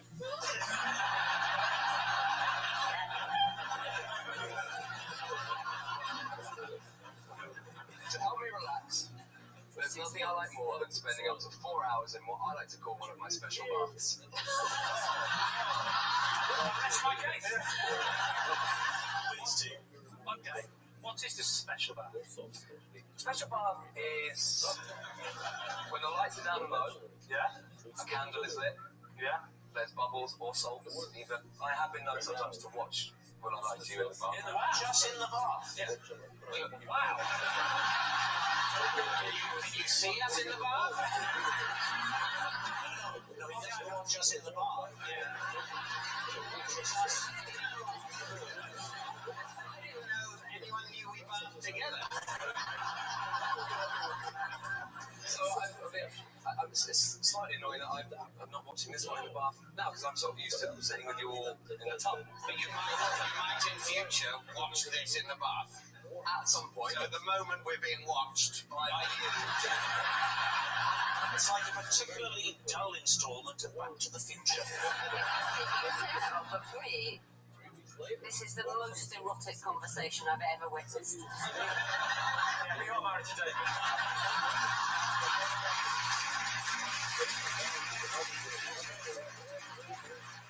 So the special bath involves candles, low light, iPads, anything else? I'll just sit there and I sort of have sometimes have a glass of wine. You can float it in the water if you have a like. You can perfect We're it. still talking about the wine. Yeah. How did you feel like a glass of wine in the bath? Well, you just You balance it. rested it on. It's simple. If you have the right amount of wine in it, it sits upright. The stem must work as a sort of keel. It does. It works. Yeah. You've done this before. Oh yeah. So, and then also, sometimes I enjoy having cheese in there with me as well. Cheese. Cheese. What's that floating on? Well, I'm glad you asked because sometimes I've been known to fashion what I call a foil barge. The cheese sort of floats around, or sort of orbits me as I'm sat there. Some crackers maybe on the soap stand. You're a very tall man. Yes. So do you have a very, very long bath? No, I sort of sit. Yeah, 4 hours.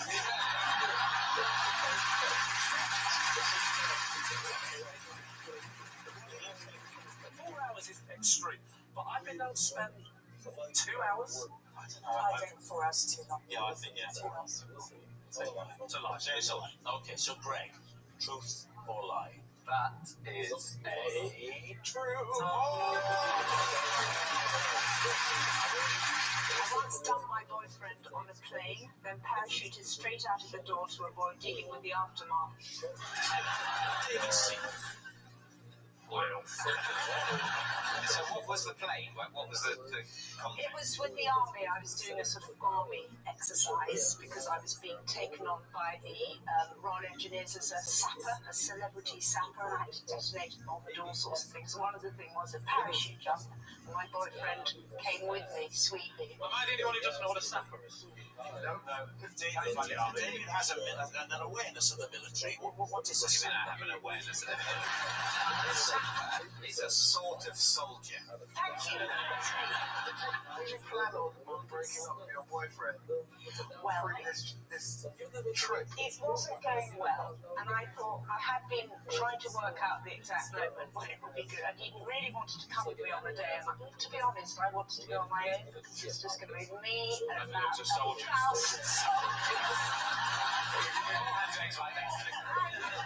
As the day progressed, I just got more and more annoyed that he was there.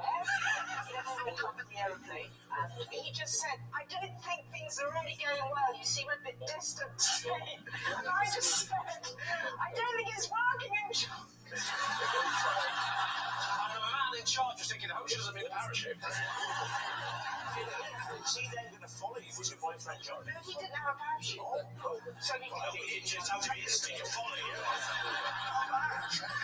Is your love, Edmund, do you think, a reasonable use of our defence budget?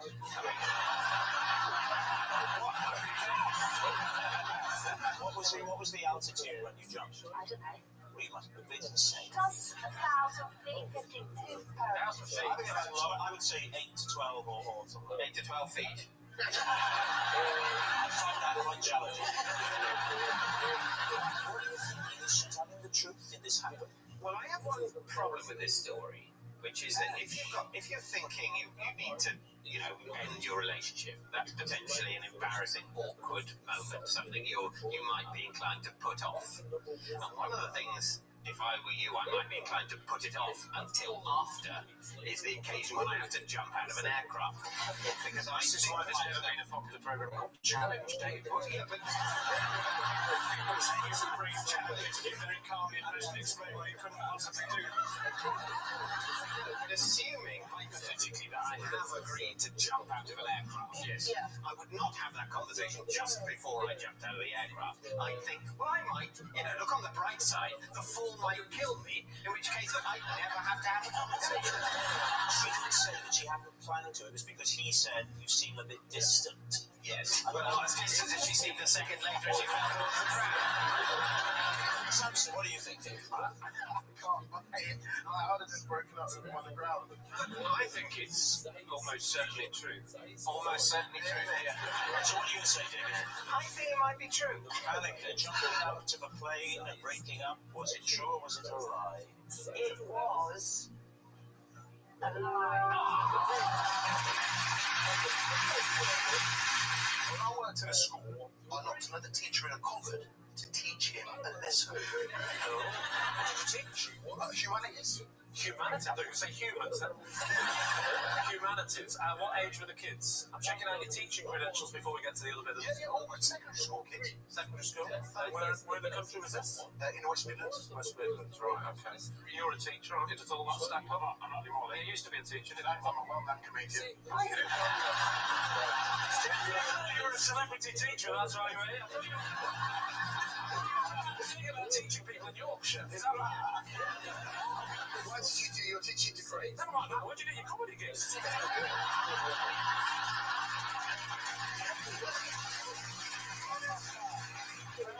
Why did you lock the other teacher in? Was it a cupboard? Yeah, it was a humanities cupboard. Why did you lock him in there? Me and him had beef on site. Beef on what? On site. Is that a sandwich?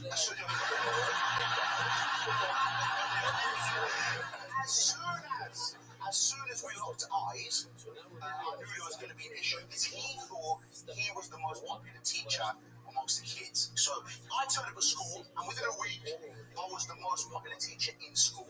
Big hairy. Listen, what made you such a popular teacher? I was like the Pied Piper of literacy. Kids would follow me around everywhere like, yo, bro. That is quite a claim.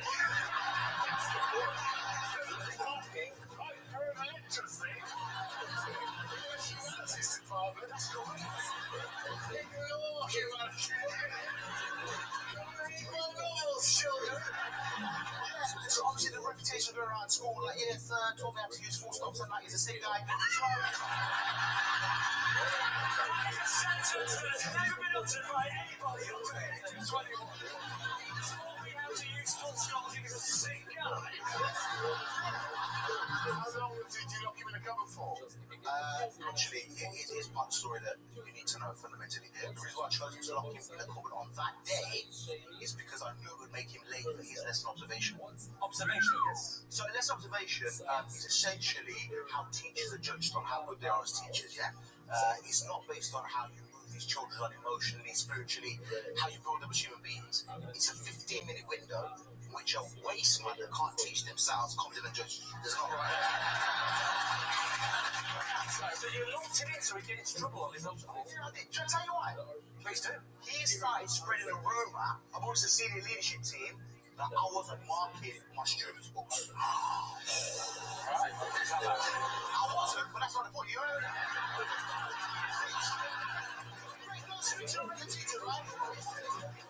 And what was the upshot of all of this? Did you let him out? Did he escape? Is he still there? No, I did let him out eventually. I just wanted to ensure that he was late for that lesson observation, because that means you're looked upon very harshly by the senior leadership team that he had been snitching me out. So, you know, fair, square. If you were capable of locking a man in this cupboard, surely a kid could have got locked in there and it would have been a health and safety disaster. Yeah, I mind a couple of them in there as well every now and then. All right, what are you thinking? I'd say it's true. Lucy? Should he reboot it? I guess it's like, Are you? I just find it implausible. Do you believe people can have beef on site?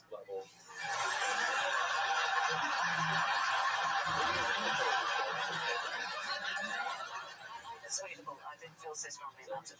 Well, say it's true. Say it's true. Okay. Guys, were you just telling us the truth or were you telling us a lie? I was telling you.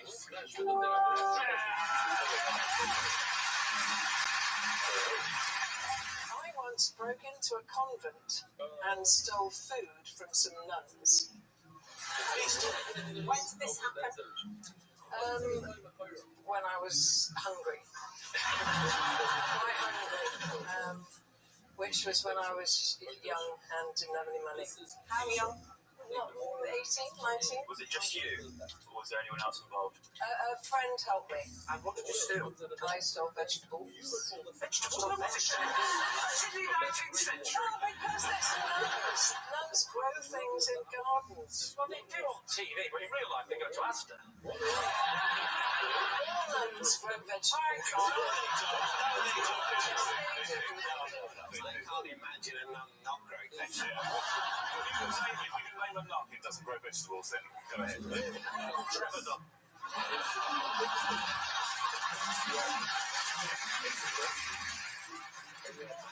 What I did was she distracted them at the door. I snuck round into their garden, which they do have, it's not just on TV, and stole vegetables. Dug them up.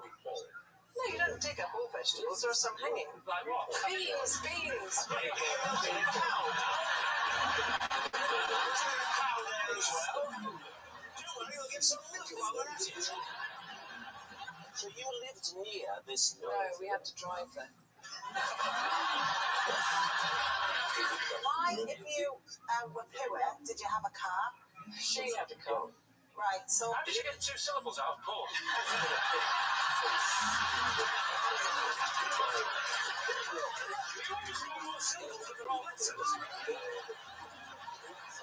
How far was the car journey, Jennifer? About 40 minutes, I You suppose. drove it on 40 minutes. Tell me the heist. It was a heist. It would have cost you more in petrol. Not in 1980, no. Petrol was quite cheap. What do you think? Does this sound as though it did the trick? No way. Steph, you think it's a lie? Joe, Yeah. Yeah, I think it's a lie. I think it's true. No. Just the one sort of. I think it's...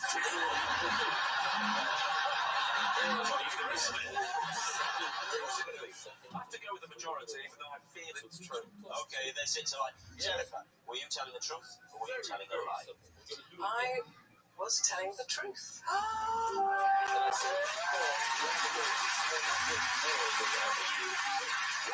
I once spent a pleasant afternoon riding around topless on a motorbike. Please do. Where were you going on this motorbike? That is the last question out of the world. Different angles, me and you. Who are you with? A friend. Was he riding in you at the back or the other way around? I think about it. What's the man's name? It was Phil. Phil. And what relationship were you to Phil? He was my boyfriend. So he was your boyfriend. When was this? I mean, just give us a consolation. Decades ago. How many decades? Oh, no.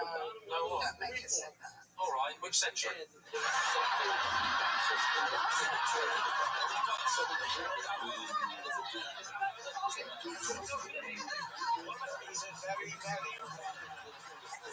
What's he wearing?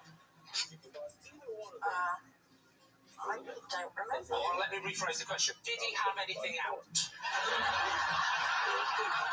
Well, he had his arms out.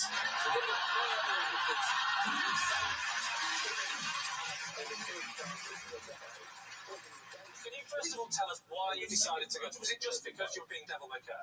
Well, I've been sunbathing. Really? Right. My knickers. Just your knickers. Well, no, actually, I had a scarf tied around my top. Oh, and then you Right. took that off on the motorbike. That's very delicate. Could have got caught in the wheels. I'll tell you what, my idea earlier would have been that Phil had something out. He could have caught that in the wheels, couldn't he? It's Phil is, but it's very impressive. You should never have So you are lying, sunbathing, and he suggests, why don't we go for a spin on the bike? Yeah.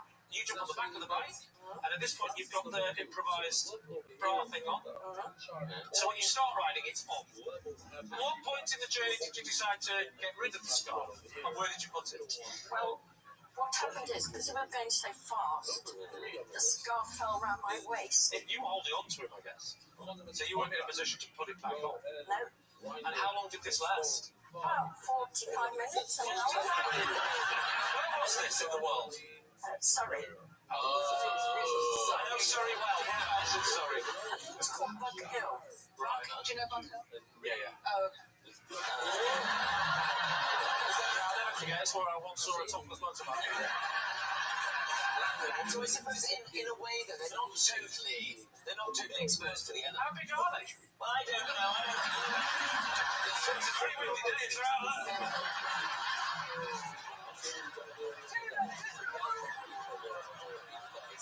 You were doing the size of it. I wasn't going like You were doing this.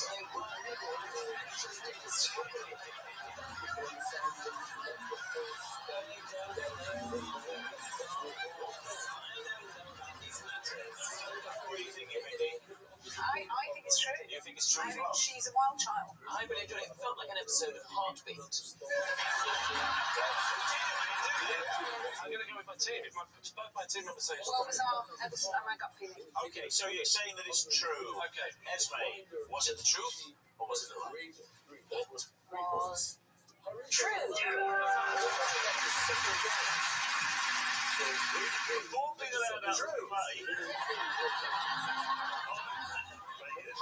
Before being allowed out to play, my mum used to write my address on my forehead with velvet pen.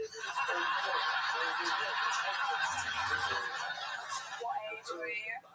Sort of 6, 7, 8. So how many lines of the address, or was it just a postcode? She wrote the house number. Yeah, and the name of the street. Did any other mums in your street do the same thing? Or we No, I've not returned home on a number of occasions and not found the house. She said, if you do this again, I'm going to write the name of the house on your forehead. And think the idea was that a neighbour or a kindly person would see it and say, "Come here, little fella.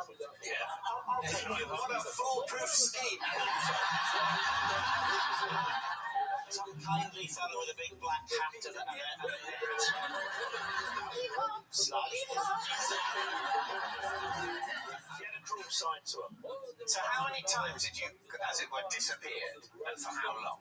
Well, there's sort of 3 in a row. And how many times in a row? 3. Did you go away from your street and you couldn't remember where your street was, or could you not remember which house was yours? House. Remember which house was The yours? key was the house, because they were like span houses, they were the same. Right. They all had pampers grass outside. And you're wandering around on your own. The swingers joke. I've still got your keys with us. And you're wandering. I've still got your wife. I was wandering lonely as well. At 6 years old. Yeah, 6, 7, 8. And so how many times has the address felt tipped onto you? I told you that 3. No, you told me that it was 3 occasions that you'd got lost, which led to the felt tipping policy. Now, See, this I remember is what I call an inconsistency. What do you do with your kids, Lee? Because you've got a young family. How do you keep track of them? Well, I write on their head, but I put the wrong address on. Kerry, do you think he's telling the truth? I do, because his demeanour's changed, and he's like a little boy who's been told off. He's adorable, isn't he? He is an actor as well. Do you think it's true, do we? I think there was one thing that Simon said that made me think it was true, and that was, you said like your mum was a bit spiteful or something like that. You thought that's one of the reasons why she did. She's going to enjoy this. What is it? Yeah, it's a sort of, it's a shaming thing. Yeah, it is This absolutely. idiot doesn't know where he lives. Now that Jeremy Kyle's gone, we've got no show to replace him. So you're going to say it's... We're going to say it's true. Okay, you say it's true. Simon, was it true that my mother used to write my address on my forehead when I was 6 or 7 was a lie? I once had to break into my own flat halfway through a haircut. Interesting. So, tell us the scenario. I was having a haircut. Where were you having a haircut? On the doorstep of my flat. Now that's an unusual location to have a haircut. You know why? Because he didn't want to clean the hair that was on the floor in the flat. So it's outside, so just to push it. Yeah, I don't understand why you might. The more work you do for me, Fred, the more. Thank you very much. Yes, that's why. Why weren't you in a hairdresser's or barber shop? Do you want to take this one, Fred?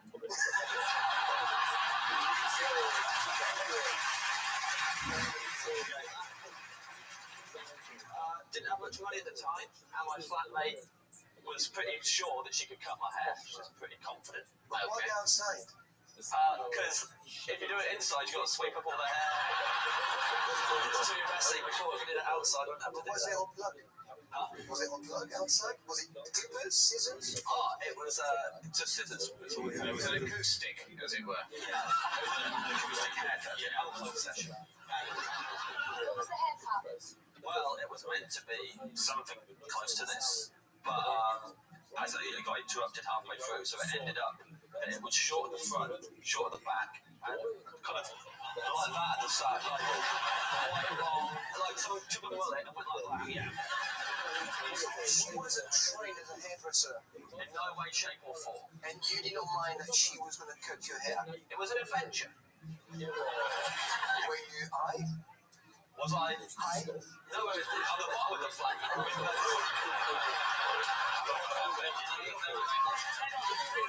You said that you were interrupted. What was the interruption? Oh, well, we realised that we'd locked ourselves out of the flat because a cat wanted to get in the front door. Asked each other, you got your keys? Neither of us have brought our keys up. Was it your cat? No, it wasn't our cat. It was just a cat.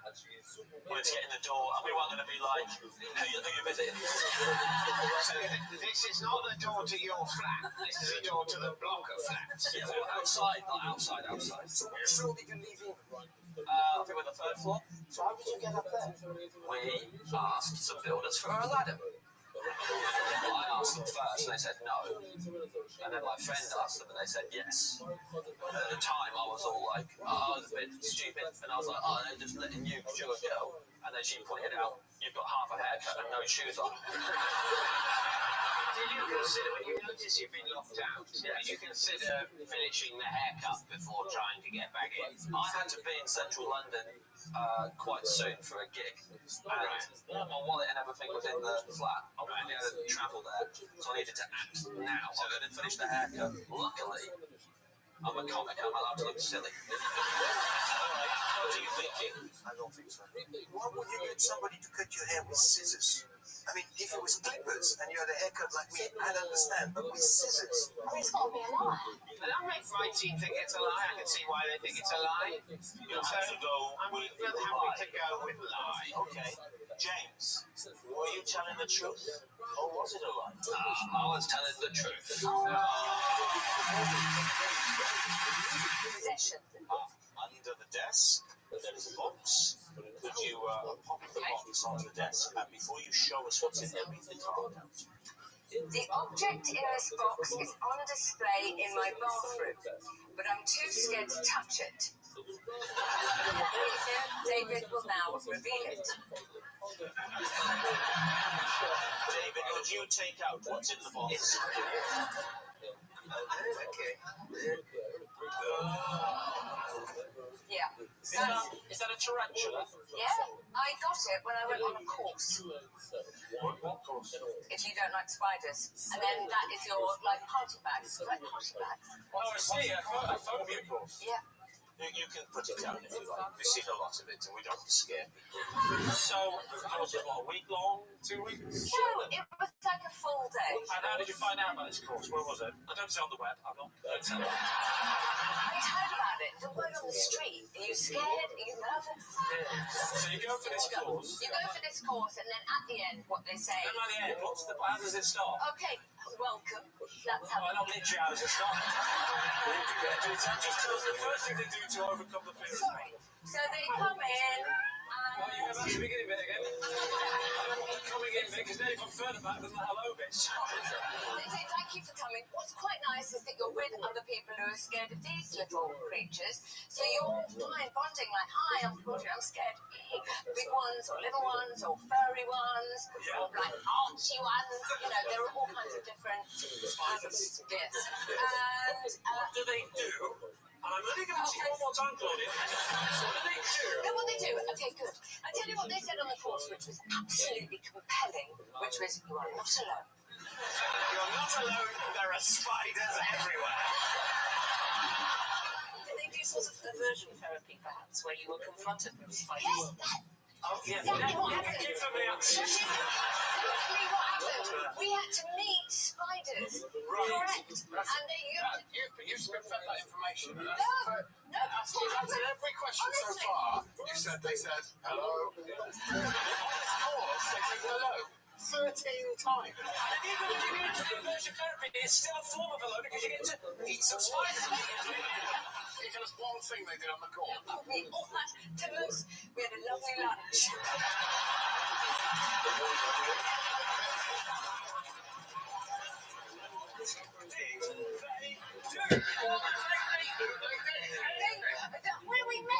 We met them and we made them. And they were crawling on us and like being all cuddly and soft. But you're not saying they're going to because you're still scared of them. Oh yeah, I am still scared.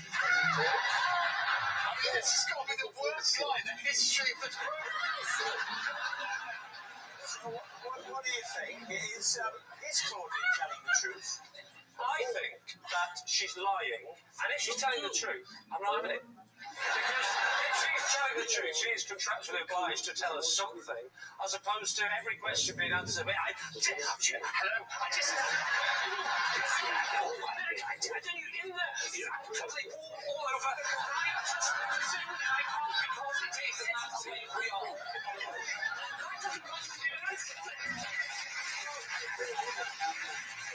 Definitely a lie. Goodbye. So you're saying a lie. Okay, so Claudia Winkleman, were you telling the truth or were you telling a lie? It is totally true.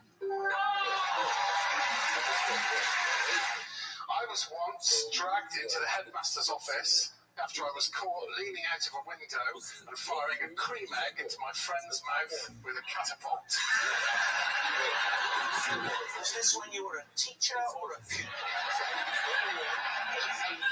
I'm ashamed to say that I was a teacher.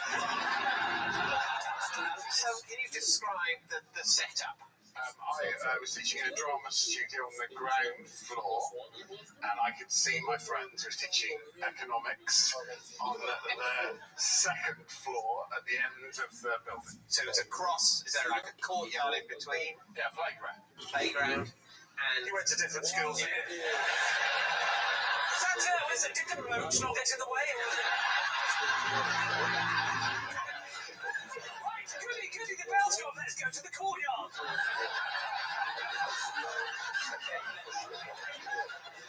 You're firing over the croquet lawn. I confiscated a catapult that morning from a child. Okay. I was in my drama studio. There's an office. I closed the door and let the children do whatever they used to do in my lessons. I hung out the window. I saw my friend, Gavin. Yeah. And I went... It was the height of summer. So Gavin is in the middle of an economics lesson. And he goes, oh, there's my friend. Gosh, he's holding an unwrapped cream egg. And he goes... Yo, how are you? It wasn't quite that instinctive. Are you awake? The catapult at him, and he was Yeah. baffled at first. Can you hear me? I could see him. Supercalifragilisticexpialidocious. Excellent. Hey, just give me a second. I'm gonna restart my computer, because it's. I want you to be able to hear me well. Okay. I mean, I haven't heard it stutter so far, but oh, okay. If you want preemptively go No, that's good. Yeah. What? Yeah. Did you whistle? No. Oh, that must have been YouTube. Okay. What is the topic for this evening? I have two to pick from. One I just found. The other one was in my list. Yeah, you may need to restart your computer. Oh, okay. I apologize. No need to apologize. Yeah, there's one called. Let me just pull up the Wikipedia definition here. It's called Synthetic Pleasures, 1996 documentary that explores the implications of virtual reality, digital and biotechnology, plastic surgery, and mood-altering drugs. And some people said that they really liked it. It has like a 90s aesthetic. And then the other one is called Don't Look Down, and it's about Richard Branson's attempt to cross the world in a hot air balloon. All right. I am joining this call from another device so that I can continue to talk with you while my computer restarts. All right. So how are we going to decide between the two?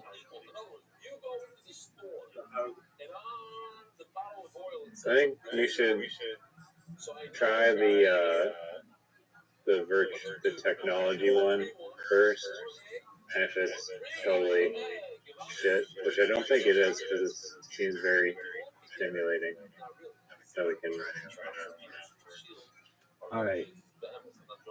Sounds like a plan to me. How was your day?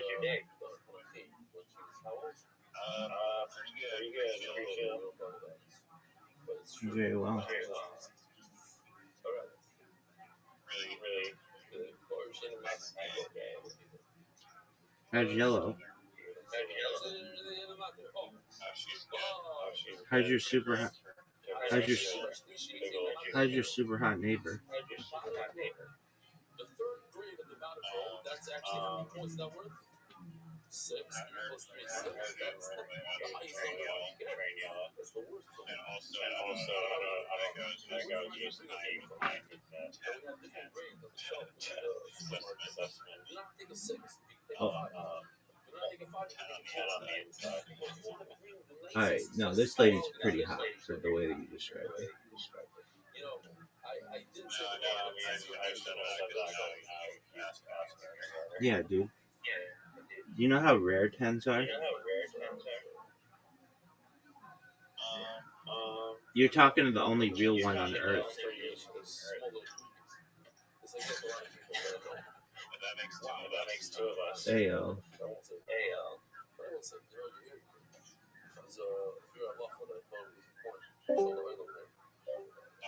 You know, I found out today is that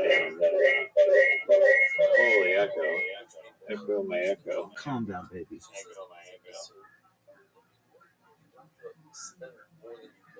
What did you find out?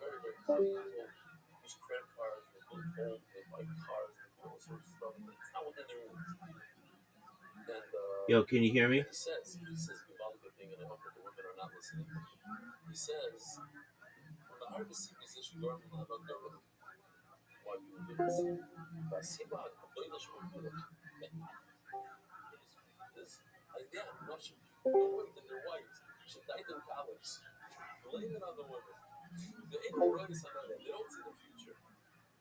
It causes a lot of show bias issues where women spend a lot of money, but also the men spend a lot of money. Yo, what were you saying that you found out today? Reggie Watts, who I was telling you about, I was watching one of his recent specials, and then I found out that from someone in the comments that his girlfriend, who he referred to as his soulmate, had died on March 6th of this year, so like a month-ish ago. And then I looked up, like, how did she die? And then they were saying, I mean, this has got to be pretty rare. She was in Lima, Peru, and it was two of them were found dead in a hotel, and it was deemed a double suicide. No, I don't believe that. I don't believe it. I cannot remember it be any double suicides, like, is crazy rare, I feel like. So you're saying it wasn't a murder-suicide, it was a double suicide? And, yeah, apparently, like, it, and I was like, oh, was it like a murder disguised as a suicide? But apparently, a girl had been talking or, displaying a bunch of signs and alluding to that sort of behavior, and as like a premeditated thing. Alright, I don't believe it, but that's cool. Pardon, what did you say? I don't believe it, but that's cool.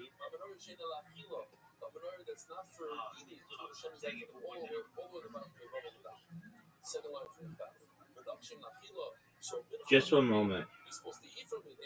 Yeah, it was a very rare double suicide. Yeah, I just don't believe that. I don't know how rare that is, but I assume that's got to be rare. Doug, I don't believe it.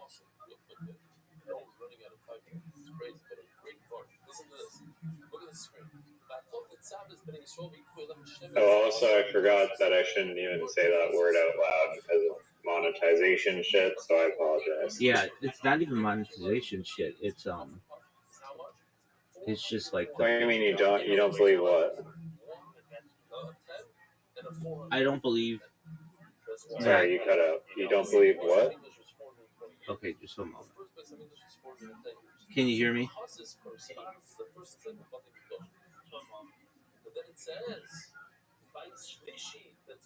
Can you hear me?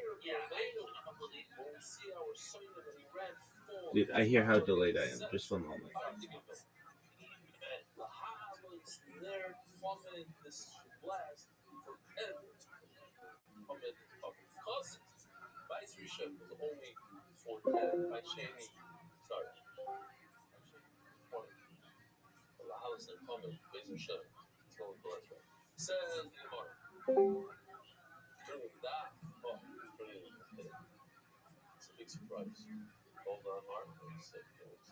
Yo, dog. It's so rare that you don't believe it. Dude, I just who lets another person do that, and then who plans to do it when they're like dating like a very successful individual.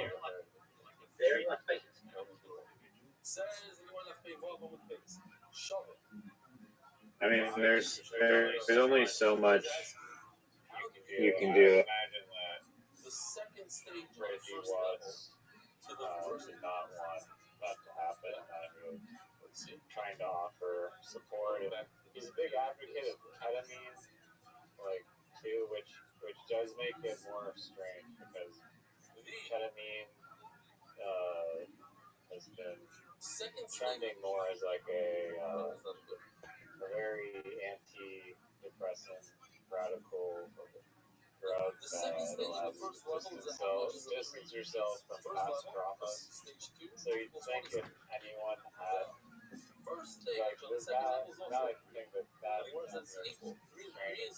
maybe she had done a bunch of ketamine or whatever, and she has tried every single thing that she can possibly think of for help, and nothing was helping, and that's why they decided to do it. But yeah, I'm not sure. I don't think that Reggie wants to be too stoked about that. He wrote a bunch of Instagram posts explaining how he was affected. I heard you. Yeah, I heard it all. Just one moment. I'm doing a thing where I'm gonna try to like turn off like some hardware acceleration that may make everything better. All right. I'm just like very skeptical of those kinds of things. In fact, I've talked about it before. I feel as if they like. I think that coroners are absolute dog shit at their jobs. They're only right. And there's no like there's no like testing of them. Like at least in the United States, I don't know how Canada is, but I'm sure Canada is like probably similar.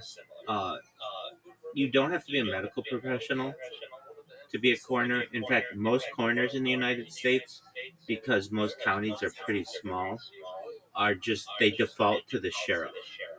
So that means like you could be the sheriff of the town, shoot somebody, have them die, and then you're allowed to be the same person to do the autopsy on them.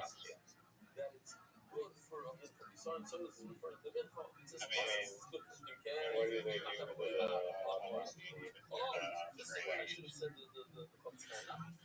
No, they are. I mean, to some extent, but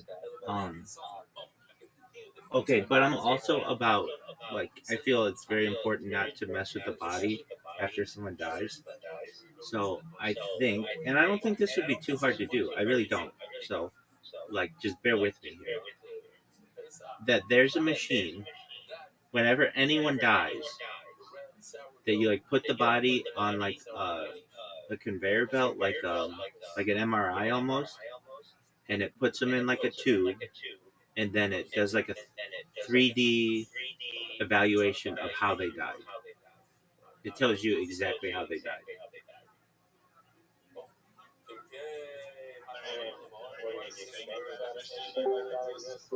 No, no. I just a moment. Okay, can you hear me better? I mean, I could hear you before. I'll turn you up. No, baby. No, you should Yeah, hear. yeah, I can hear you. You should hear me like loud and clear. All right. Yeah. I'm even impressed at how well you can hear me because all I did was like turn a couple things different on my browser, and I can already hear it's way clearer. Okay. There's a lot of corruption in the world, especially in the United States. And now I'm doing something else on my computer for a second, so it may like be a little choppy for a second, but it'll get better. Okay. And like people slowly poison other people, or people like suffocate other people, and no one would ever know, especially if they're close to the person, because usually the family is the one that has to um, request an autopsy, and if they did it, they don't want the autopsy. So I just feel like, just like you can do an MRI on somebody's brain or a CAT scan on someone's brain, there should be a 3D machine that tells you exactly how someone died. I mean, there should be, and that technology exists, or two very different things. I think there's probably, I would imagine, a bunch of testing and diagnosing that they do to try and figure out, like, look at their blood or whatever the fuck it is. Especially with AI today, though. I'm not a coroner or an autopsy person, so I don't know. I understand, but especially with AI today, in my opinion, it's so easy for it to just like do a scan of your body, see what was going on, and there might have been a hidden reason. Like I get sick of people who say, like really old people who die, they'll say, it'll be like, how did they die? And they'll be like, oh, they died of old age. That's not a reason why you die. It used to be a reason that people gave, but there's a reason why you die. And I'm just not satisfied. Look, I think of cases where there's corruption, where like somebody gets shot twice in the back of the head, and it's ruled an SUICIDE, and I don't agree with that. And so many people want to say, oh, they were sad, it's an SUICIDE, and I just, if one of the cases is not, then this type of technology is worth it.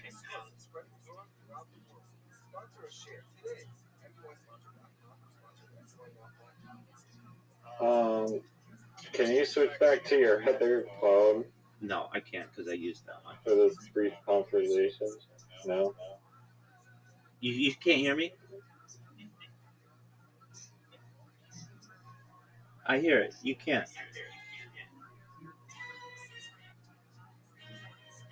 I can hear you, but it's like choppy, and then it was like I have to like fill in the gaps of the words, and then some of it's cut out. Okay. But basically, I Okay, let me just make one more. I just thought it was a random, like, strange, random way to leave reality. Yeah, it is. Okay, so this lady was in a relationship with a very successful individual. She travels to South America to end her life, is what you're saying, right? Yeah, but it was not just her. There was another person involved, and I have no idea anything about the other person, but the story is that they allegedly double SUIC. Yeah, And, I just don't like. There's a lot of questioning.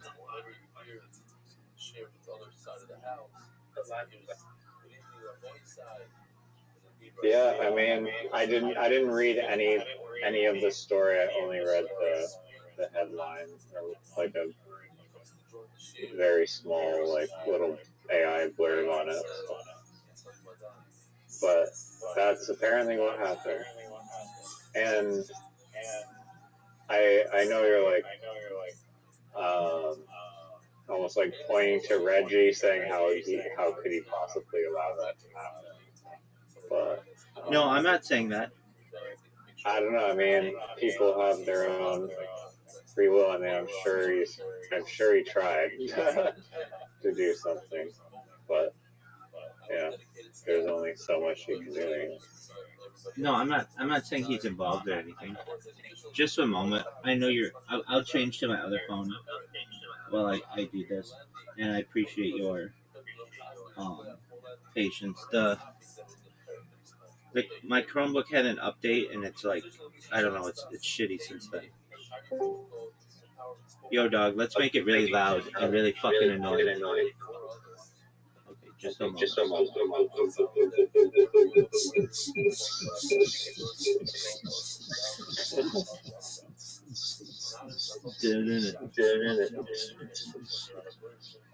That's a good Reggie Watson impression.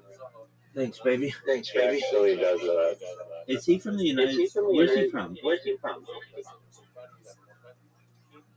I mean, I'm almost like 99% sure of America. I don't know where in there. Okay. Okay.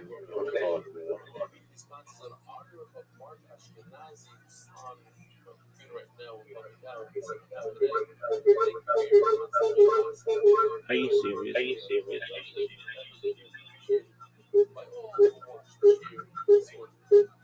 Oh, he's from Stuttgart, Germany, apparently. Oh, isn't that interesting? But I think it seems like he's from Great Falls, Montana, U.S. Wow, that's interesting. Like, the reason why I say that is that normally if they're American, like I know about them more. Like if they're not from America, then it takes a while. Though, he probably came here.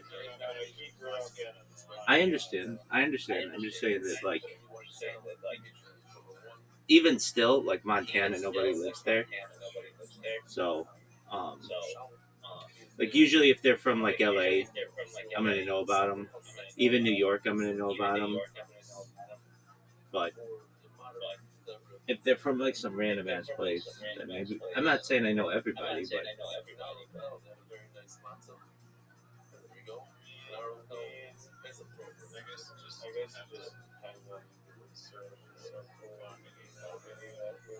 that's true.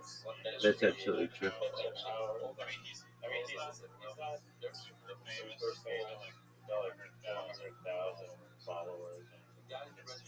Dog, I don't know why you consider that the how famous you are. You can buy those.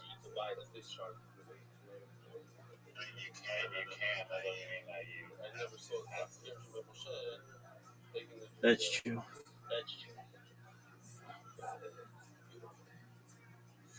Okay, we're gonna try this bitch again. And if it doesn't work, then it's gonna work. Just think positively. A couple of hours or whatever, we're in the middle of a situation over there. We're searching people that were trapped. I don't know. I still don't know what the situation is.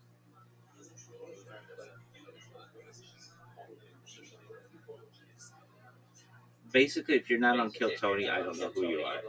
But if you are on Kill Tony, I know everything about you.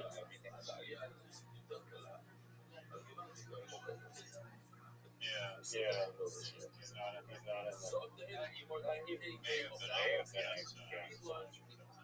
That's true.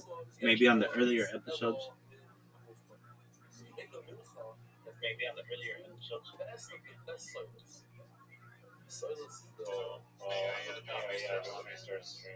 No, I don't. I want you to wait one moment.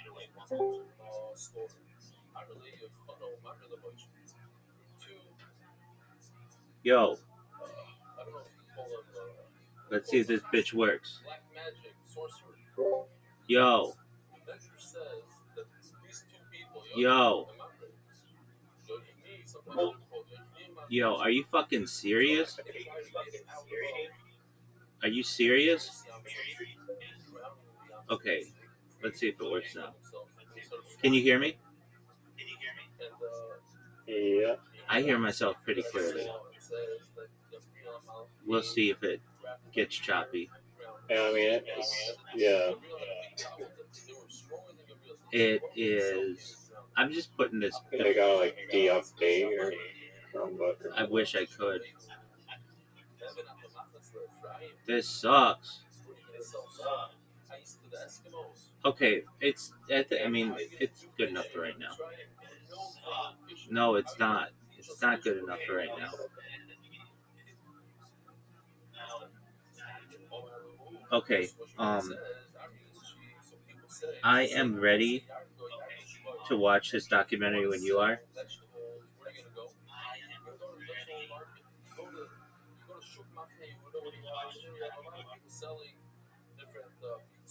Alright. Cool. I'll start it up. Want to make more money, go to a mall. You see, open up a store in a mall. You don't worry about the competition. That's where people go. What's it called? They go to the they go to these Everybody, shout out to Riser for streaming this shit. where they sell the stores have their malls special like for these brand name malls. What's it called? Forget the names. Like cheaper, like these stores that are cheap. Whatever. Okay. You want to get clothing, go to these places. There's a lot of competition. Competition is good for this. So we're gonna go to a place where there's a lot of competition. Thousands. That's right. So you go to I want to show in the Kishuf land. I want to do my own Kishuf and show them what I have.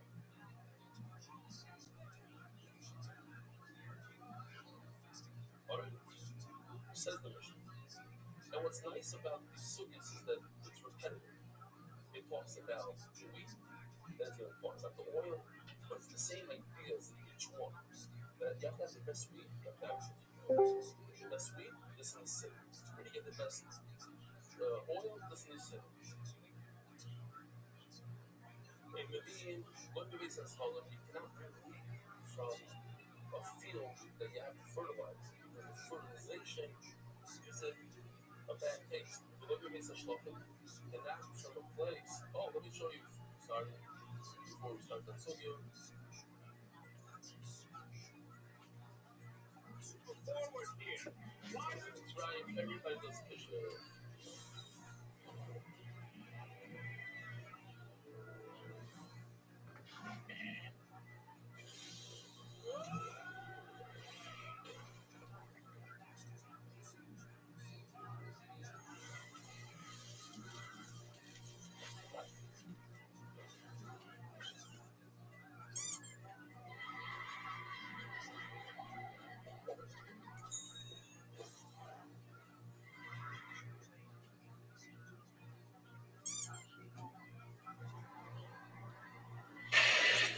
People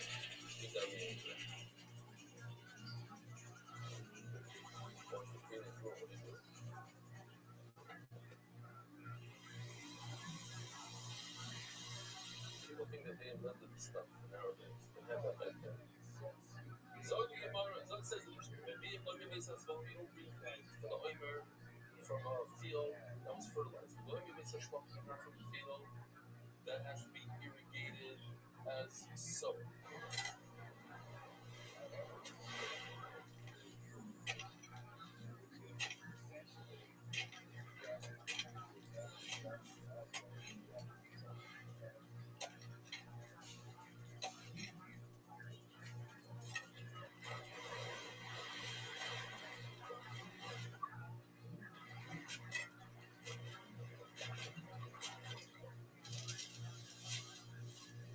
Why not?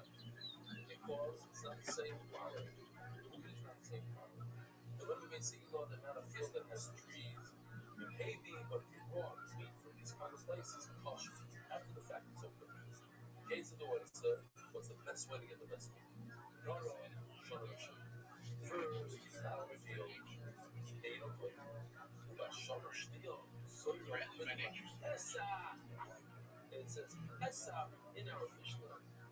Shivya symbolizes planted 70 days before Pesach.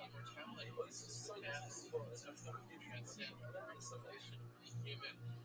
So, as we're going to see in the Gemara, right now in the Mishnah we understand that one year you cloud seated at all. The second year you cloud anything you say real. This is the one that perhaps is imagery with some of the retouching some of the 3D animation of what you see. That's the right example. It is good. And with this technology, it lets me hear about and it lets me create my reality. Dust. What understand how dust is flour. Flour is dough. That's the first stuff that comes out. We want such and such paper stuff. You take that paper stuff and you filter it. And you put it together. How is flour? Traditional flour you put on your head. No good. So what you're going to depend on its muscle until this whole dash that you have here is muscle until you put it to this in the stuff.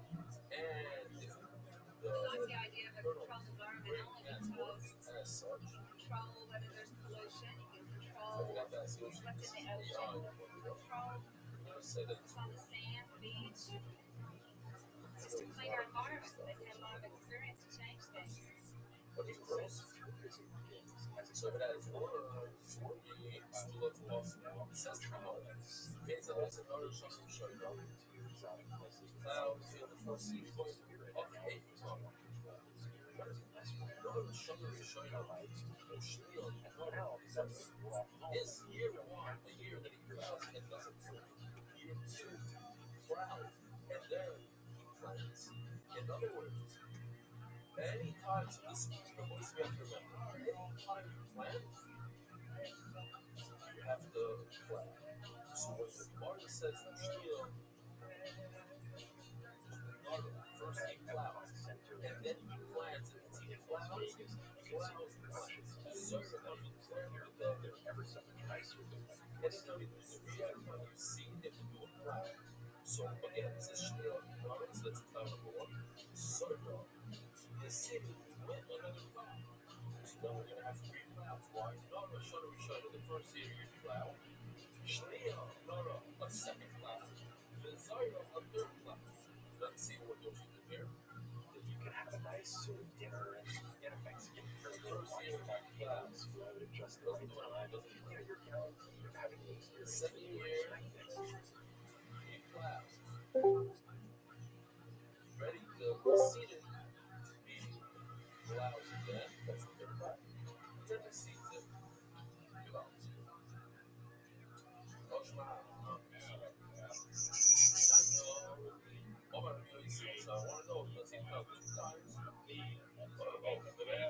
Let's say, perhaps no Rishon, he only clouds once the first year. In the second year, he only clouds one when he's seeding. So it's only two clouds house total, none. That's how Rashi. Toshma. Aber you're right. Sanya Omer Yoisi Afidi Krozoyim Farachim Ois Yerushalayim. These two places, Krozim and Farachim. If they, since they're far away from Yerushalayim, if they were close to Yerushalayim, we wouldn't go up to them. But because they're far away from Yerushalayim, we don't bring the weed for them. Maybe it's a Omer Elon, something's coming from Rothschild. Only from fields. You only bring the Omer from fields that are south of Yerushalayim. That's according to Rashi. Well, Rashi says it means every field in their Yisrael has a southern mountain. It has a southern side of the mountain and the northern side. So for the southern side, Rashi says it means south of Yerushalayim. Go.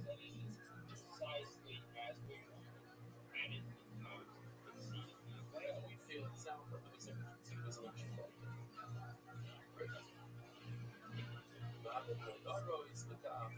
And they were clouds specifically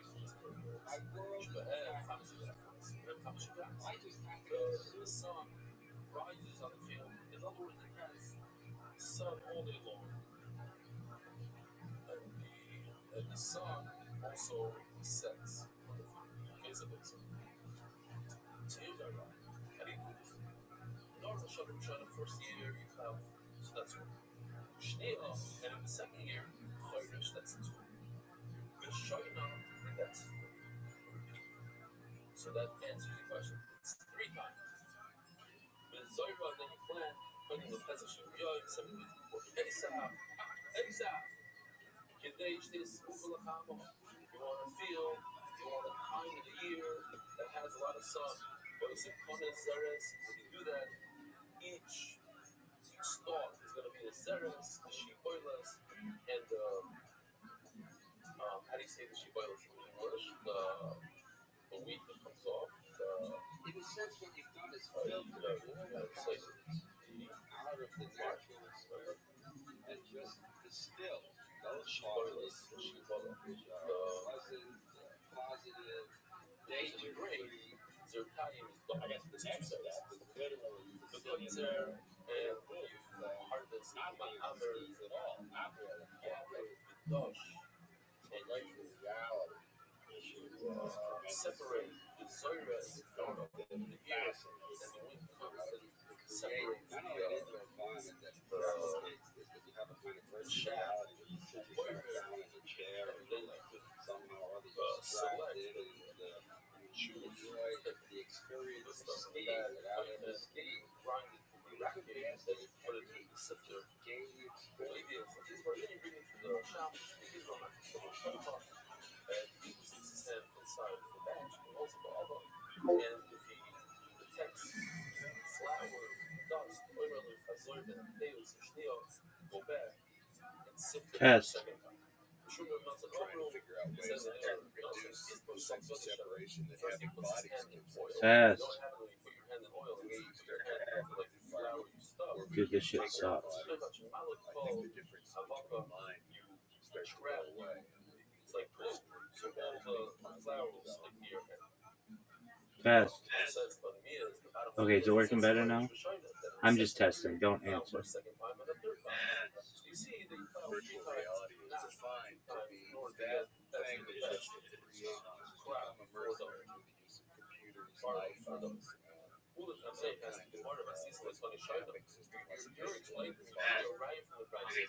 of mapping system like that it repeats. Hey, right, so I always tell people if they want to understand what virtual reality is, take a look at Las Vegas. Las Vegas is a real clear case of the map having gotten so substantial that you can walk around with it. 2 years earlier, They are in full immersive three-dimensional reality, even though the whole thing is created. Test. the price didn't work the fields before that. You're gonna need 3 times the flour. I don't like this term. What bottom line is, Test. you have to plant a field 2 times in the come out here. Yo, dog, this is the worst. This sucks.